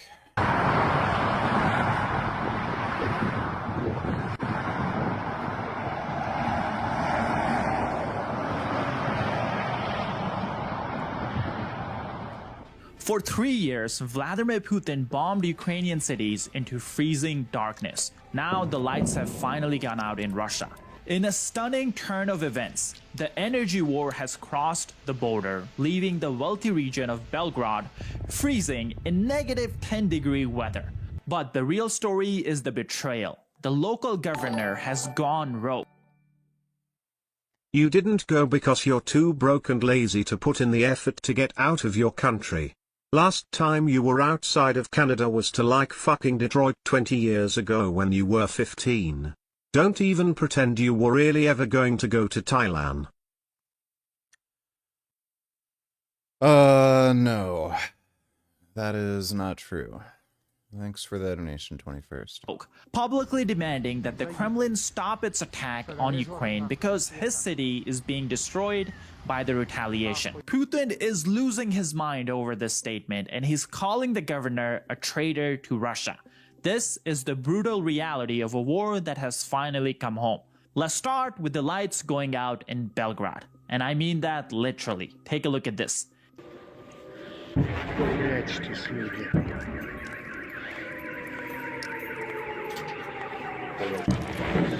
Well, that's not good. Before the war, Belgrade was one of Russia's success stories. It had a strong industrial base, a highly productive agricultural sector, and since it sits at the border of Ukraine and sits on railway lines connecting Russia to Europe, it was a strategic Were you even aware that he takes credit for you making the worst of the fitness industry videos, and therefore the rise of your YouTube career? Yes, I have seen him make that claim. Thanks for the donation, 21st. transportation and logistics hub. People in the region benefited from all this because they had high-paying jobs, good infrastructure, and better economic opportunity than you would find in other regions outside of Moscow. But the same thing that made Belgrade valuable before the war has made it a target now: its location. It's right next to Ukraine, meaning it's within easy striking distance. Every time Putin bombs Kyiv, Ukraine retaliates, and Belgrade takes the hit. For the last 2 months, Ukraine has been systematically striking Belgrade's infrastructure, power plants, heating facilities, and energy systems. Millions of people in the region have no power, no heating in the middle of winter. Temperatures are regularly hitting negative 10 degrees Celsius or around 10 degrees Fahrenheit, and people are facing blackouts every single day. Here's what it looks like when the power cuts out. Нам пизда. Ого, ого. Ой-ой-ой-ой-ой. In some apartments, the radiators, the things that's supposed to be heating the building, are literally freezing solid. The water. Oh yeah, how could I forget you went to Belgium LOL to meet that cunt fat whale fake vegan hoe who wasted the last 10 years of your life and stole all your money. Fucking cuck bitch, get fucked LMFAO. That's great. Thanks for the donation, dude. Waters in the pipes are turning to ice, and local bloggers are posting videos saying everything is terrible and it's impossible to live. In short, I finally decided to stop saving money on myself and treated my beloved self, and I bought myself this kind of thing. Powerful heater, because it's a bit chilly somehow.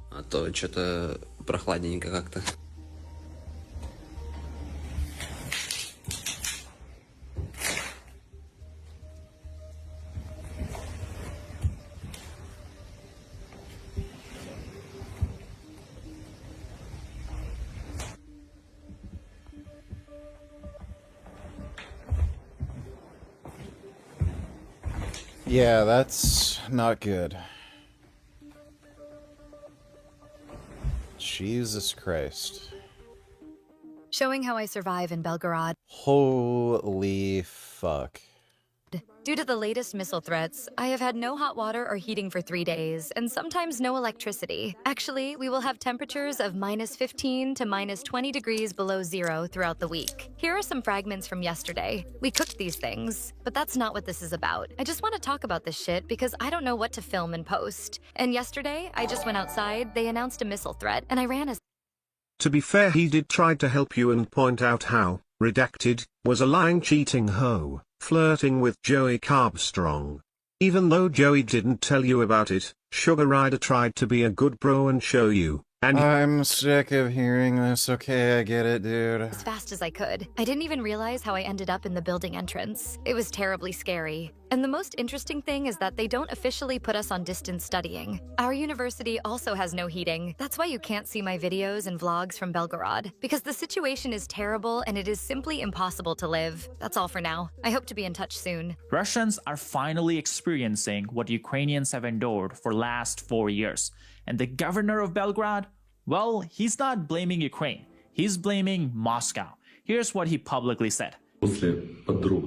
After a detailed analysis by our heating and power engineers of the latest destruction to our utility facilities, we understand that the houses in Belgorod connected to centralized heating will not receive hot water until the end of the heating season.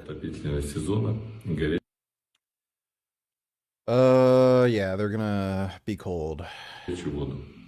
On top of this, he admitted something remarkable. Ukraine is not hitting Belgrade preemptively. They are hitting it in retaliation, after Russia strikes Ukrainian cities like Kyiv. In other words, Putin's attacks are causing the suffering of his own people. In the same public address, the governor urged the Kremlin to stop hitting Ukrainian cities, and he told Moscow that the air defenses they're providing are just not enough to protect the region.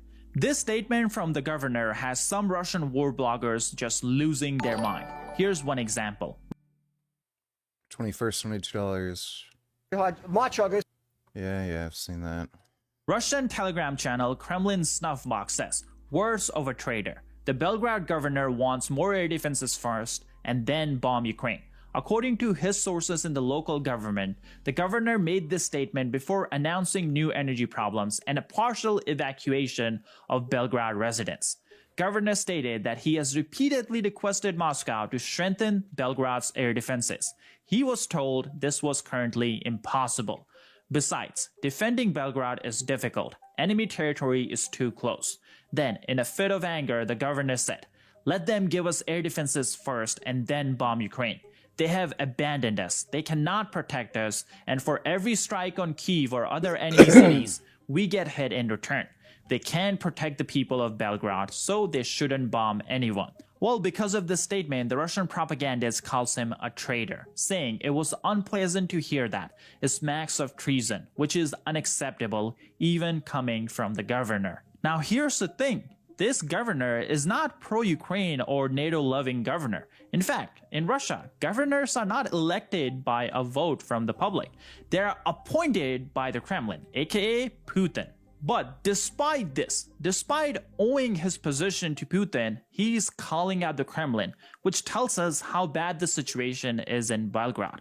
His people are freezing, the power is out, and Kremlin cannot or will not protect him. Calling him a traitor doesn't make radiators work. It doesn't turn the power back on, or that Putin's Black Sea and... Well, get fucked, 12 Russia. damage on block. Yay! I took 12 damage because I blocked. It's actually the easiest mission of the time. No. I heard a rumor that Redacted is doing DoorDash part-time to make money, and she's currently still living with a friend. Can you confirm if that's true? I have no idea, dude. No clue. I do not give a shit. Thanks for the donation. I think it's Jin. The easiest characters in this game, they don't have to rely on like knowledge to play you. That's why Asuka is the easiest character in the game, because she doesn't have to know anything about counterplay or anti-character knowledge or how to defend through spacing, blocking, fuzzy guarding, step, crouch, all of these intricacies we do to counter characters. That takes thousands of hours thousands of hours to acquire. It's the hardest thing to learn about this game, you know, by far. As soon as your character has stuff like this, it cannot be overstated how much easier it is for you now. This applies more to like the waifus, Zafina, Asuka, Lydia. They don't know a thing about Tekken, but they will hit God of Destruction. They will, and it's because of this aspect of the game, but they don't have to learn anything. Their entire game plan is tricking you, like throwing sand into your eyes and then stabbing you in the back. They enrich in the game in that they have a very unique way of playing, which is good. Not every character should be the same. Tekken is great in this regard, but they're very frustrating to play against. And this is compounded by the fact that those tricks are hard to learn how to deal with. And also those characters are extremely rare. You very rarely get to play against a Zafina and a Xiaoyu, and when you do, oh my god, you better know what you're doing, otherwise you get blown up. And these matchups can also not be learned on the go as you're playing against them. When you play against Kazuya, when you play against King, when you play against Paul, you can acquire information as you are dealing in real time with the player and the character. As you're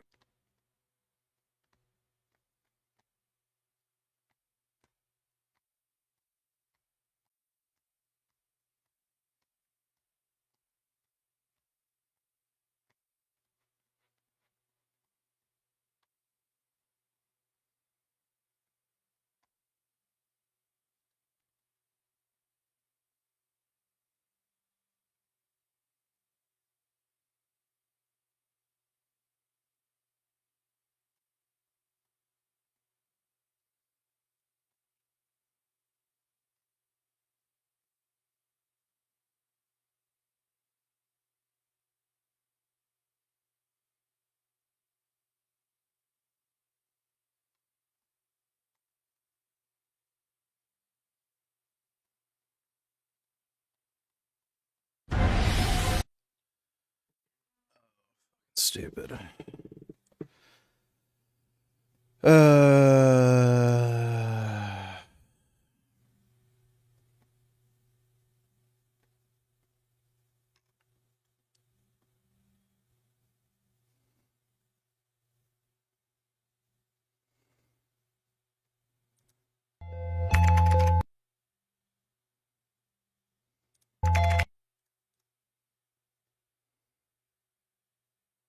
American flag.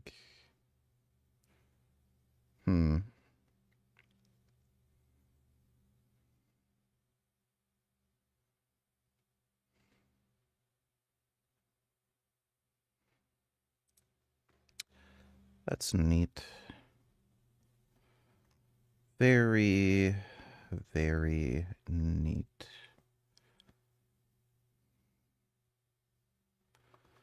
CF Moto. The fact that the mythical ultimate adventure bike doesn't exist isn't an engineering problem. It's an incentive one. See, manufacturers don't want to sell you one motorcycle that does it all. They want to sell you 3. Take CF Moto Ibex 450.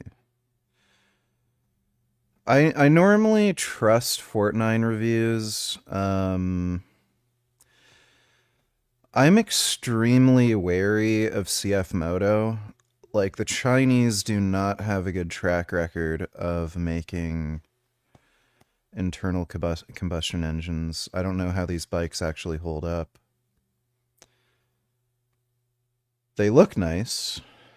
A lot of the CF Moto bikes do look nice, but it's also only a 450. I need more displacement. Yeah, literally only 44 horsepower. That has, like, no beans. No beans. I'd much rather have a Africa Twin. Honda, for example. They set you off on a CRF 300. Then you come back next year for an NX 500, only to return the following year for an Africa Twin. This graduated product ladder exists across all the manufacturers' catalogs, and none of them sell you a truly capable lightweight for fear of it cannibalizing its own siblings. If Honda sold you a do-it-all 450, you would pass on the 300 altogether and then be so satisfied with it that you would also pass on the quarter-ton Africa Twin. Yeah, dude, the Africa Twin's a great bike. Like, fucking fantastic bike. Displacement matters. I don't know why people are like, 450's all you need. Like, if you do any highway riding and you're a bigger person, the idea that you can get by in a 450 is just retarded. This video Like, it's just not as pleasant as having a leader bike. is sponsored by Squarespace, the website builder with all the.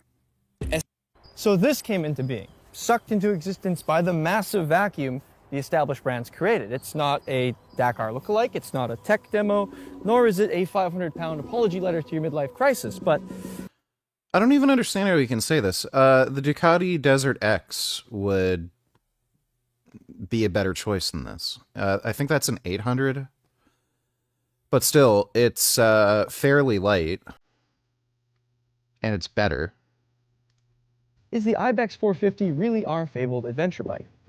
Let's find out.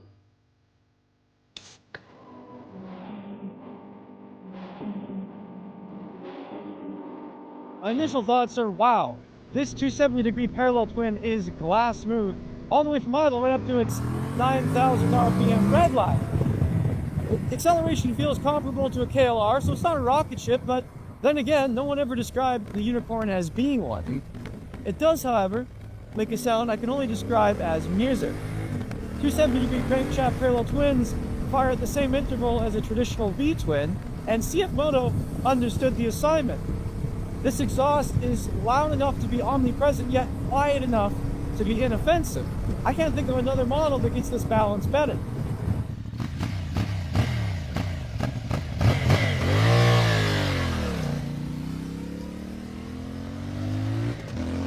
An adventure bike needs to be highway capable, which is a term usually used to mask a vibrating mess, but the Ibex honestly holds 110 kilometers an hour without feeling like it's undergoing an unscheduled disassembly. Dude, like, on my fucking V-Strom, it does 150. You can cruise at 150 effortlessly. In 6th gear, at like 150, I think the revs don't even climb that high. You're still below 6,000. Like, what the fuck? Leader bikes are just better. Eat shit! Eat shit, you pathetic low displacement faggots! And the adjustable windscreen accomplishes the rare feat of keeping air pressure off of your sternum without treating your helmet like a speed bag. You won't find cruise control here, however, because the throttle on the Ibex is a Luddite's delight, an actual physical cable. In a world of fly-by-wire complexity, there's a real genuine pleasure in knowing that my right hand is actually opening a metal valve. As for the seat, yeah, I guess it's alright, but in a strange display of vertical integration, you can bypass the dealer and go straight to the source. A few clicks on AliExpress, and 750 yen later, you've got an OEM Plus throne arrived at your door. And it's well worth it. This might be the first time in history that buying it from China is a solution to a problem rather than the cause of one. Parts from China for your affordable Chinese e-bike is actually a significant benefit to the Ibex. If I type it into AliExpress, the catalog is overwhelming. This reeks of paid.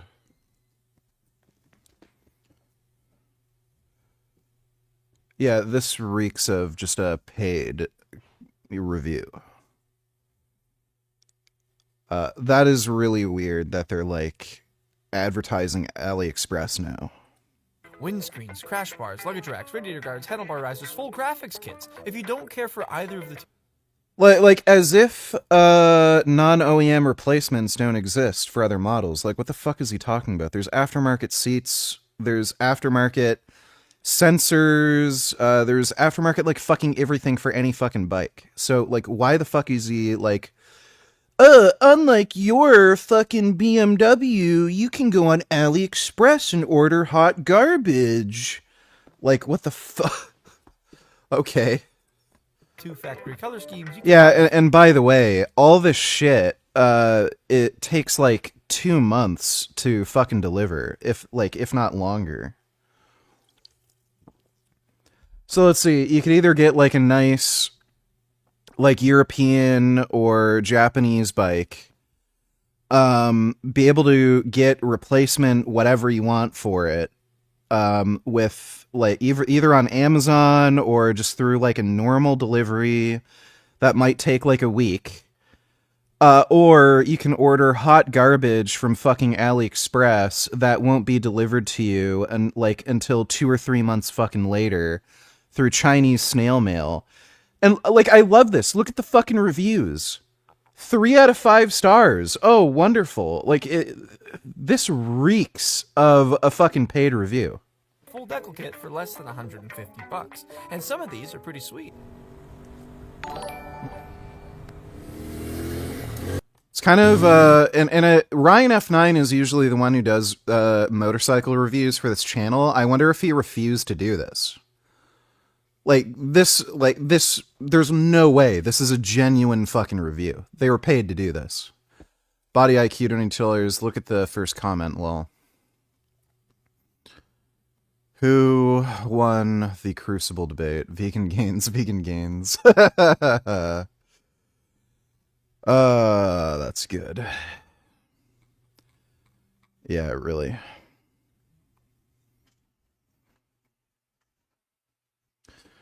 Thanks for the donation, Body IQ.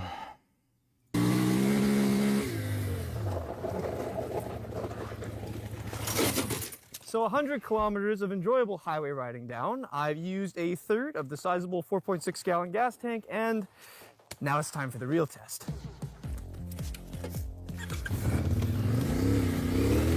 The behavior of the Ibex is confidence-inspiring. Its nearly 60-inch wheelbase is longer than most of its peers, which makes it a longer lever, and longer levers are calmer levers. When the rear breaks loose, it doesn't pivot abruptly. It traces a wide, predictable arc around the front wheel, making the slide much easier to control. I slide this thing everywhere. No exaggeration, the first time I borrowed it from Critter, he was genuinely shocked by how much rear tire had gone missing. The suspension is surprisingly good. Fully adjustable KYB in the front and the rear. That's not the kind of stuff you usually find on a budget middleweight. That's flagship kind of stuff. To put into perspective, the KLE 500, which Kawasaki is bringing to bat against the 450 MT, is also KYB, but from the budget bin. No adjustment up front and only basic preload in the rear for more money.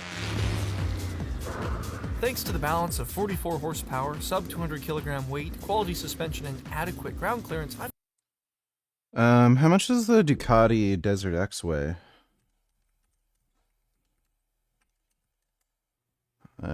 Whatever.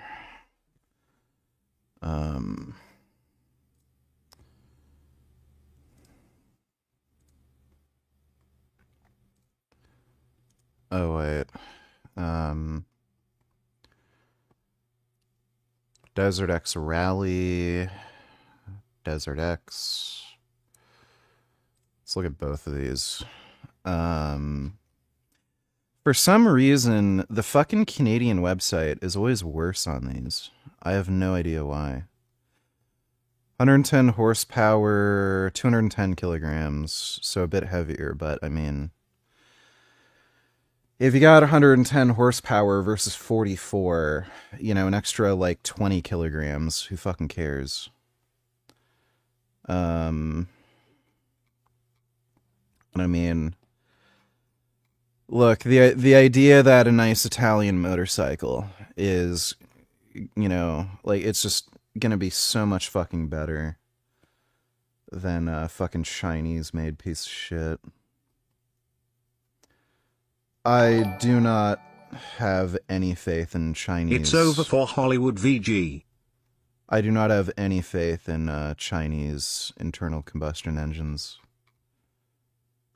Like, the CF Motos look nice, and they have, some of them have decent specs on paper, but they're fucking Chinese.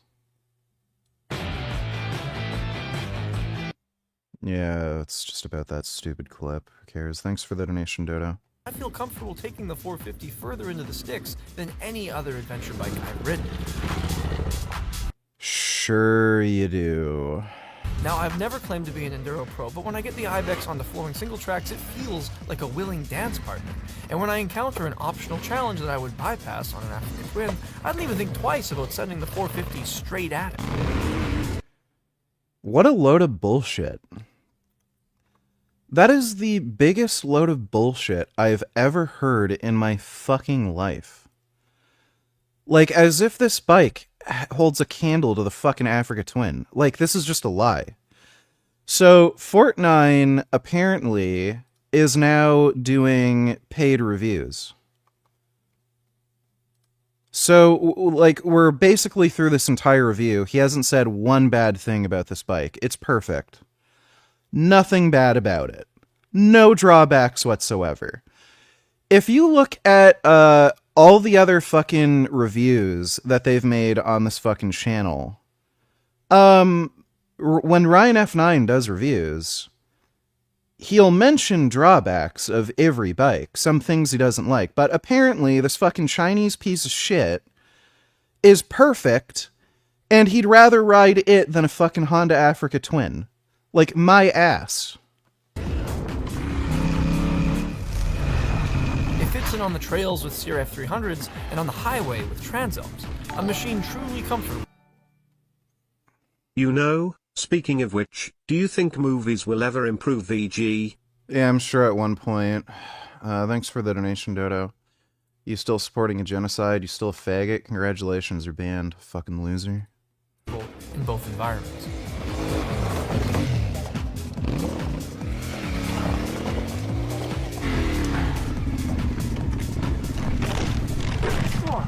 That was a good. Well, the bike's totally broken. Total write-off. Chinese piece of shit. One. Here's the kicker. The Ibex isn't revolutionary. It's a good bike, probably even a great one, but it's so obviously what a motorcycle should be that it's crazy it took anyone this long to make it. Honda could have made something similar 20 years ago and probably done a better job, so why was China the first to actually capture it? It's because CF Moto's playing a different game. They have less brand recognition, less fear of cannibalization. No, stupid. It's because everyone wants more displacement. You fucking idiot. Nobody wants a fucking 450, you fucking moron. Like, what is this stupid fucking horseshit? Most people do highway riding.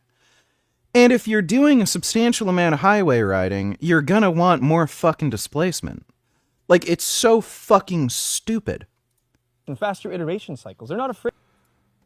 Fuck this guy. Fuck, like, this is a joke. This channel is just horseshit now. Fucking idiot. And everybody eats this crap up. Like, I don't know how the hell. Like, everyone doesn't notice. That is a paid review. And they were paid by CF Moto to just give a good review. Just retarded.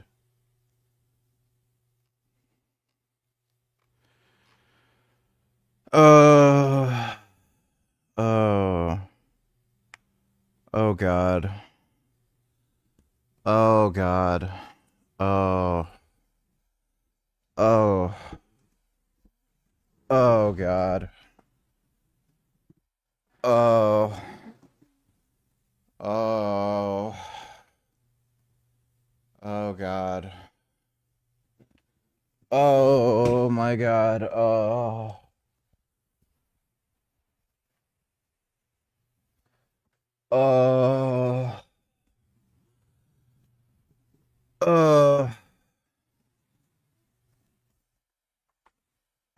You have to disclose ads. You don't have to disclose if it's a paid review. So you could argue it's an advertisement, but like, you don't have to follow the rules. Like, who's gonna find out? So, like, that's clearly a paid advertisement for that bike and that brand. Clearly. I gotta pee and perhaps poop. But I'll be right back. This is a cat.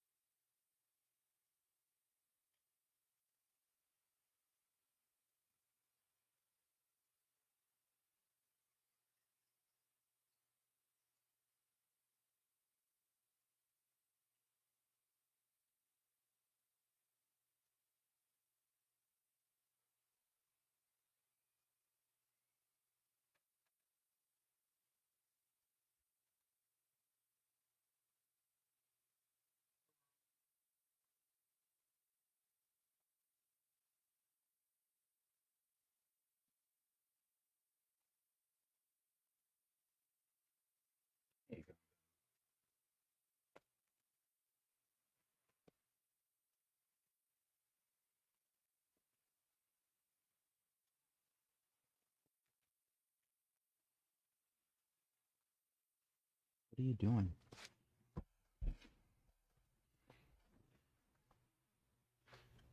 Watch out. Watch out.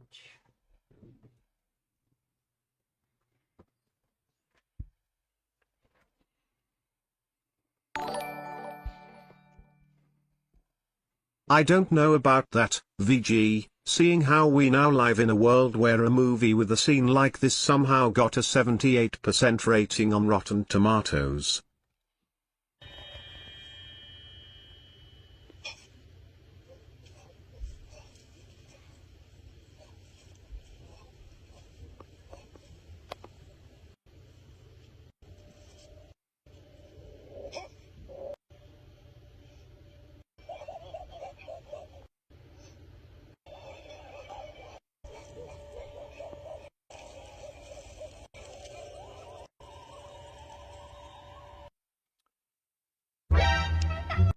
Okay. Thanks for the donation, Dodo.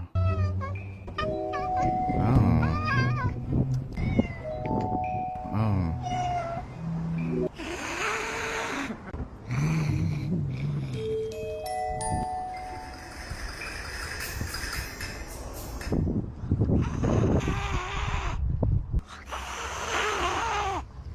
Huh? Why is he being so mean? Huh?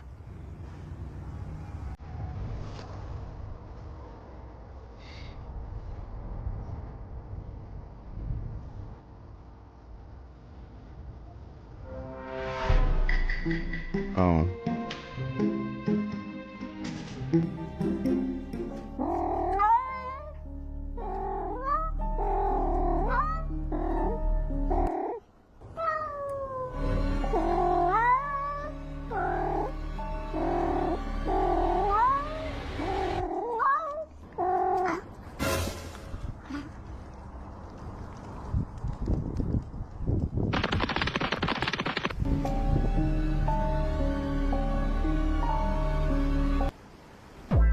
Oh.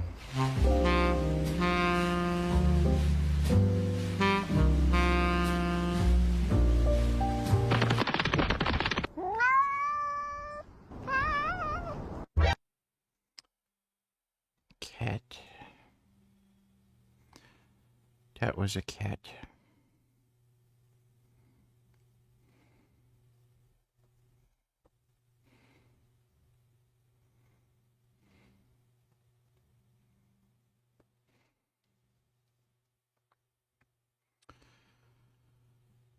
Oh, man.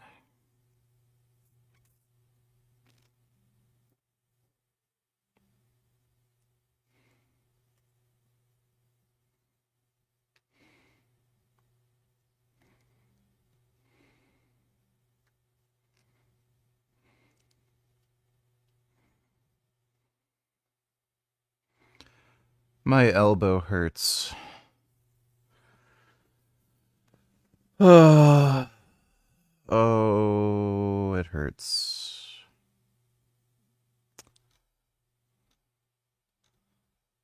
Does not feel good.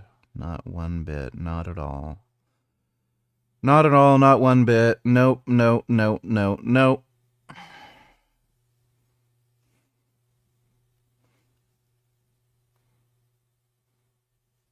Mm.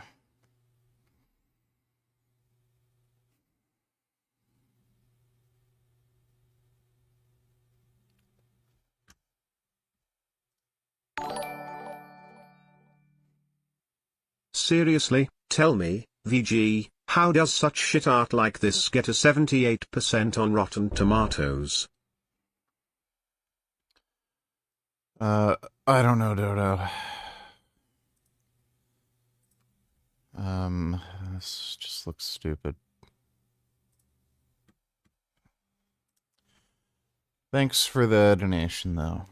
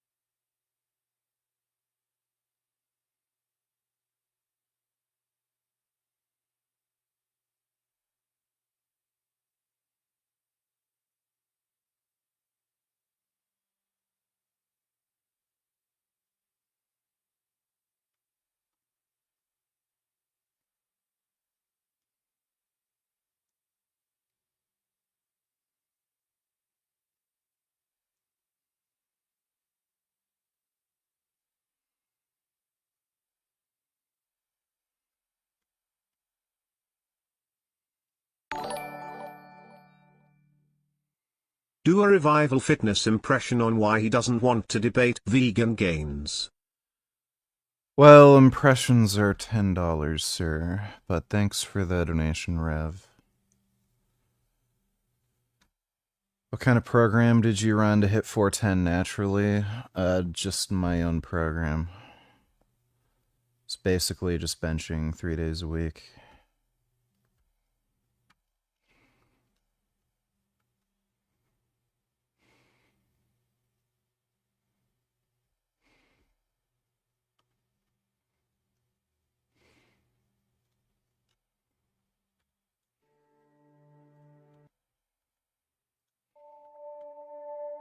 Game in Japan alone already tells us that the developers are taking this entry more seriously than ever. But beyond all that, there's one big question that many of the most hardcore I hope this has decent wheel support. of Forza fans want to know, and that is whether or not Playground Games have finally replaced their most outdated, highly inaccurate, and worse looking car models in the series. Now, in order to understand why this matters so much today, we first need to take a step back and look at how cars were captured during the early days of the Forza franchise. Back during... Like, who the fuck uploads videos in 1440p? Like, seriously, what kind of fucking dumbass uses that retarded resolution? During the original Xbox and Xbox 360 era, many of the vehicles featured were modeled primarily using reference photography, and while that approach was completely acceptable at the time, it also meant that a lot of those older car models were never truly accurate. Proportions were often slightly off, details were simplified, interiors were incomplete, and in some extreme cases, entire components were missing altogether. However, this would not happen to a technical or support front X, whereas the one that's been seen in previous Forza games have all been the 93 model. So we briefly see it here, where the front, especially when you compare it to either Forza Motorsport or Horizon 5, where it's literally night and day. I'm actually looking forward to Forza Horizon 6. It looks pretty cool. Especially now that it's taking place in Japan.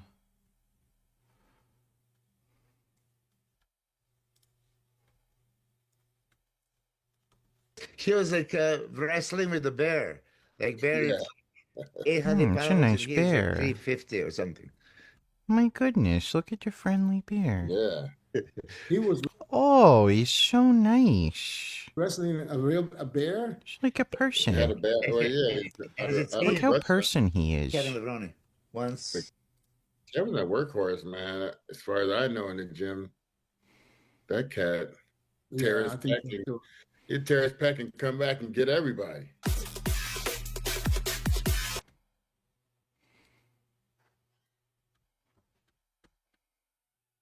The last entry in the Uncharted franchise was in 2017, let that sink in. And that's counting a small spin-off because Nathan Drake hasn't been seen on our screens since 2016. And it's very strange to think that a franchise as successful as Uncharted has been dormant for so many years without even a single rumor that it might be revived or that another project could be. But I genuinely think this would be the best and most realistic. In the recent years, a studio that both starts and ends and Bruce Straley development rather than direct. Ethan Beck and Bruce brought back this Uncharted. Why am I getting recommended these annoying, stupid, dumb videos made by fucking yap, dumb shit fuck idiots? Holy crap, they don't shut up.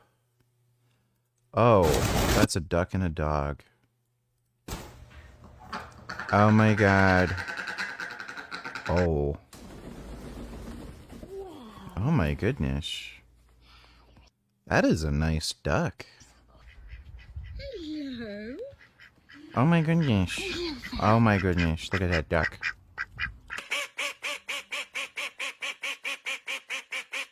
Wow. Hey, what are y'all doing? Help!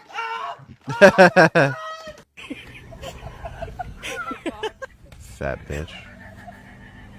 Why are y'all running from me? I ain't got no food.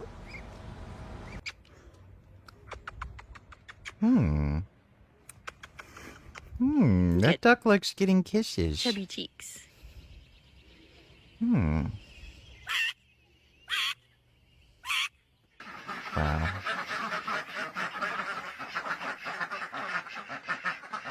I love how they're like, fuck the cold. Dude, I am just like these ducks. Fuck the cold. What a load of horse shit.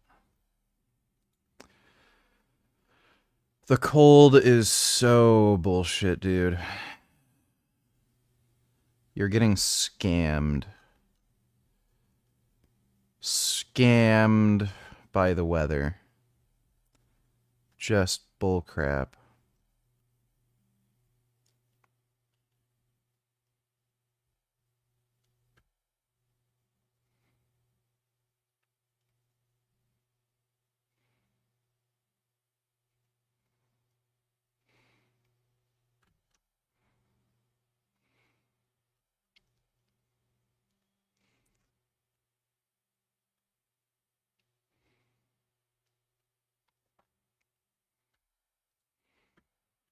These are gyaru.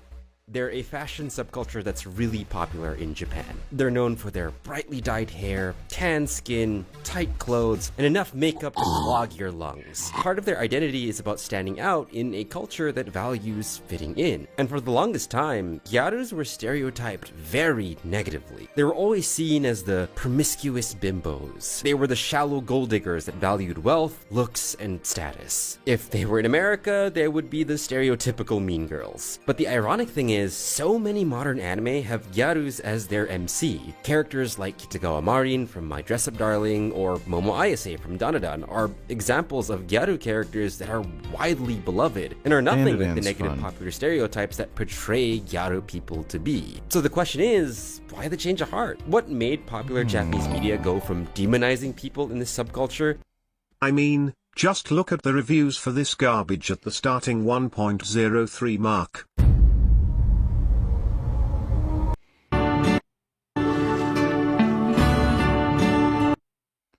Hey, porcupine. Yeah, I'm not gonna watch that. Thanks for the donation, Dodo. I hate like when chicks wear makeup and all this like dumb shit. To making them main character material. I don't know if you can call her a Yaru. And what's with the citrus orange spray tan? They look like they just came out of the deep fryer. And the answer to that is a lot more complicated than you think. フルーツがハイビスカスが流行ってたと思うんですけど、ハイビスカスが So before I explain why the change of heart about gyaru characters, it's important to know how gyaru came to be. While it's true that the gyaru aesthetic is a response to conservative Japanese social beauty standards, a huge reason as to gyaru's popularity is owed to the nightclub scene in places like Shibuya and all across Tokyo. At the height of Japan's economic boom during the 1980s, a lot of people could afford to spend their money more freely. And one thing they did spend on was the latest fashion trends and the local nightlife. During this time, bodycon fashion was sweeping through Japan from Europe. This was a form of fashion that emphasized the body. It was form-fitting, exudes confidence, and depending on the cut, was very, very risque for the time. Add on the fact that celebrities like Amuro Namie popularized fads like tan skin and platform shoes, early gyaru fashions were rooted in trends like these. It was a loud form of dress for an equally loud group of people determined to stand out in their own way. And Japanese media was smitten. No. Just imagine being nice a person from 1980s suburban Japan and you see people dressed up like this. You either didn't get it or you were heavily intrigued by it. And a lot of people were intrigued by it, especially high school girls. Since the trend emerged in the Tokyo nightclub scene, a lot of underage high school girls actually tried to get into these places due to how trendy they were. But when they were turned away due to obviously being underaged, this actually motivated them to create their own brand of gyaru, called kogyaru. This was a form of gyaru that emphasized the school uniform. Female students would make modifications to their outfits, like baggy socks, or even hiking up their skirts to make them shorter in direct imitation of the bodycon fashion sexiness. And what's funny is that kogyaru is one of the more common forms of gyaru fashion that most weebs are exposed to. Since so many stories take place in high school, you've definitely seen a kogyaru before. One really good example is Momo Ayase from Dandadan. Her base school outfit is the definition of kogyaru. Short skirt, baggy socks, big-ass earrings, and choker that are definitely not regulation, which I really like choker necklaces. To be honest, I have no idea how school admin hasn't come down on her yet for breaking the dress code so openly. Even her other outfits are straight up just bodycon clothing, remade. Are gorillas cute? No.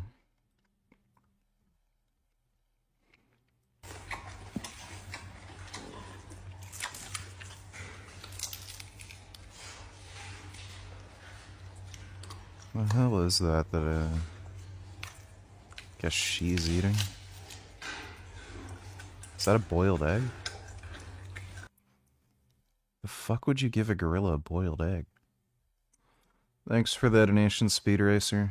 To be a bit more casual. Add on her very abrasive and outspoken attitude, she's what it means to be a gyaru, not just aesthetically, but in character as well. She's loud, proud, and in your face. But while the gyaru scene prides itself on being outspoken and brave, it's this rebellious streak that would eventually have it labeled as dangerous. Looks like some pretty hardcore action. Sorry, does it hurt to touch? With gyaru characters in them, and then Laura Miller would continue to hate leading trade as I'll penis.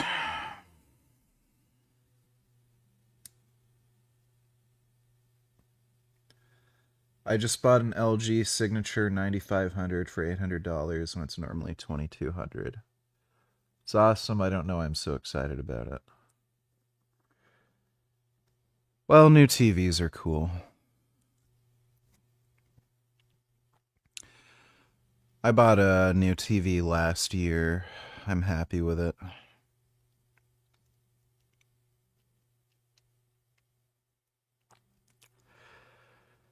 I was excited about getting my sidecar working today. It is nice having a working sidecar.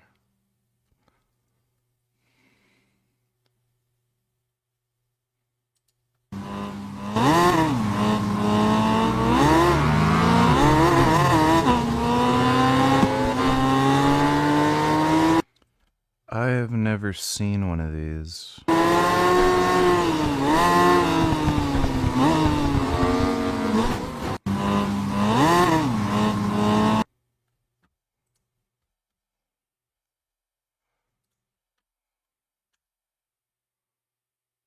Thrustmaster Freestyle?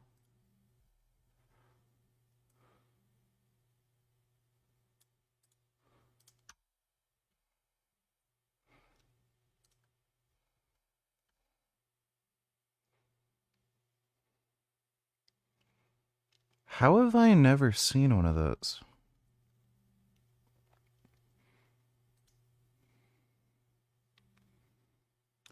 Weird. I've literally never seen one of those before in my life.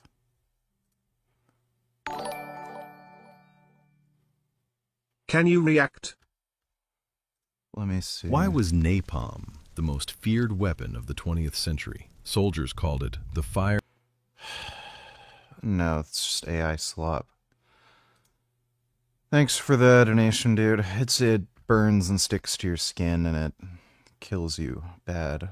That's why it's scary. Very hot.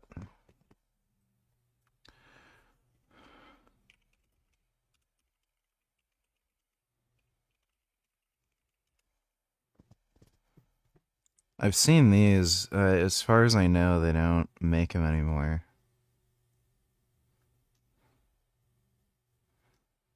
I know there's people who make custom motorcycle sim stuff.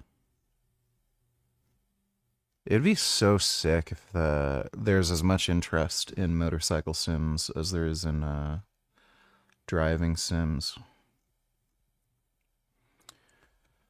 I like motorcycle ride fun. Motorcycle ride good. Me like motorcycle.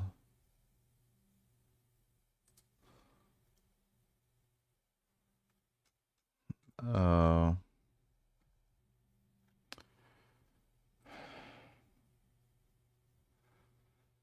Yeah, I've seen this shit. I think this company is bankrupt or something, and they're just, like, done. They're not making these anymore.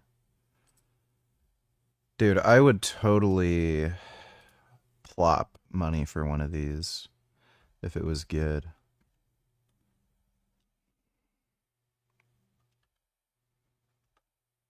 Yeah, the Moto Trainer thing you can't even, like, fucking use.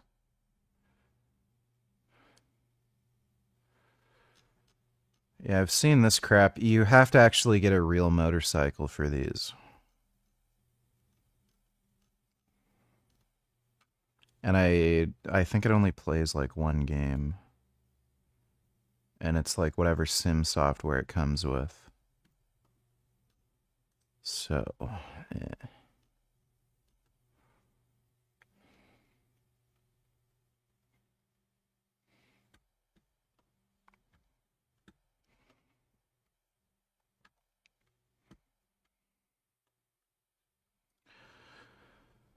What a weird day I've had.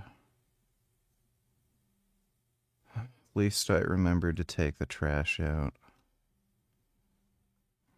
Okay. Oh, hello. My goodness.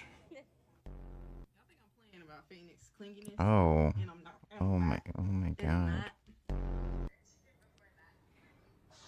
Oh.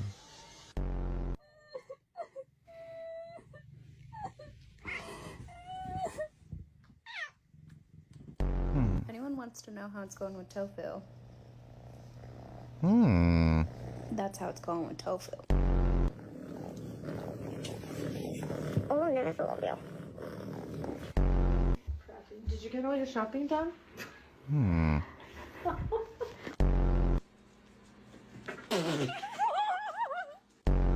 Uno's hugging my hand and smiling. Oh, you just gave my hand such a big hug.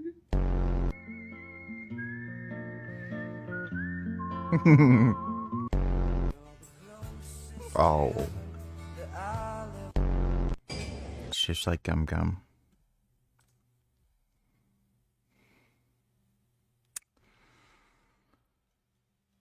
Well, you know.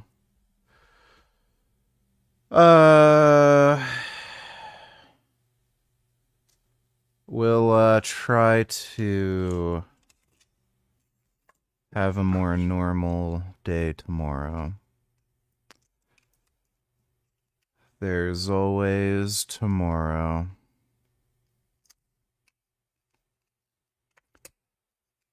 So, I'll see you tomorrow. But big thanks to everybody who donated on Streamlabs. Really appreciate it. I need to relax. My elbow hurts. Yeah, I'll play Reanimal tomorrow, don't worry. But thanks again, everybody. I will see you all tomorrow, and sweet dreams.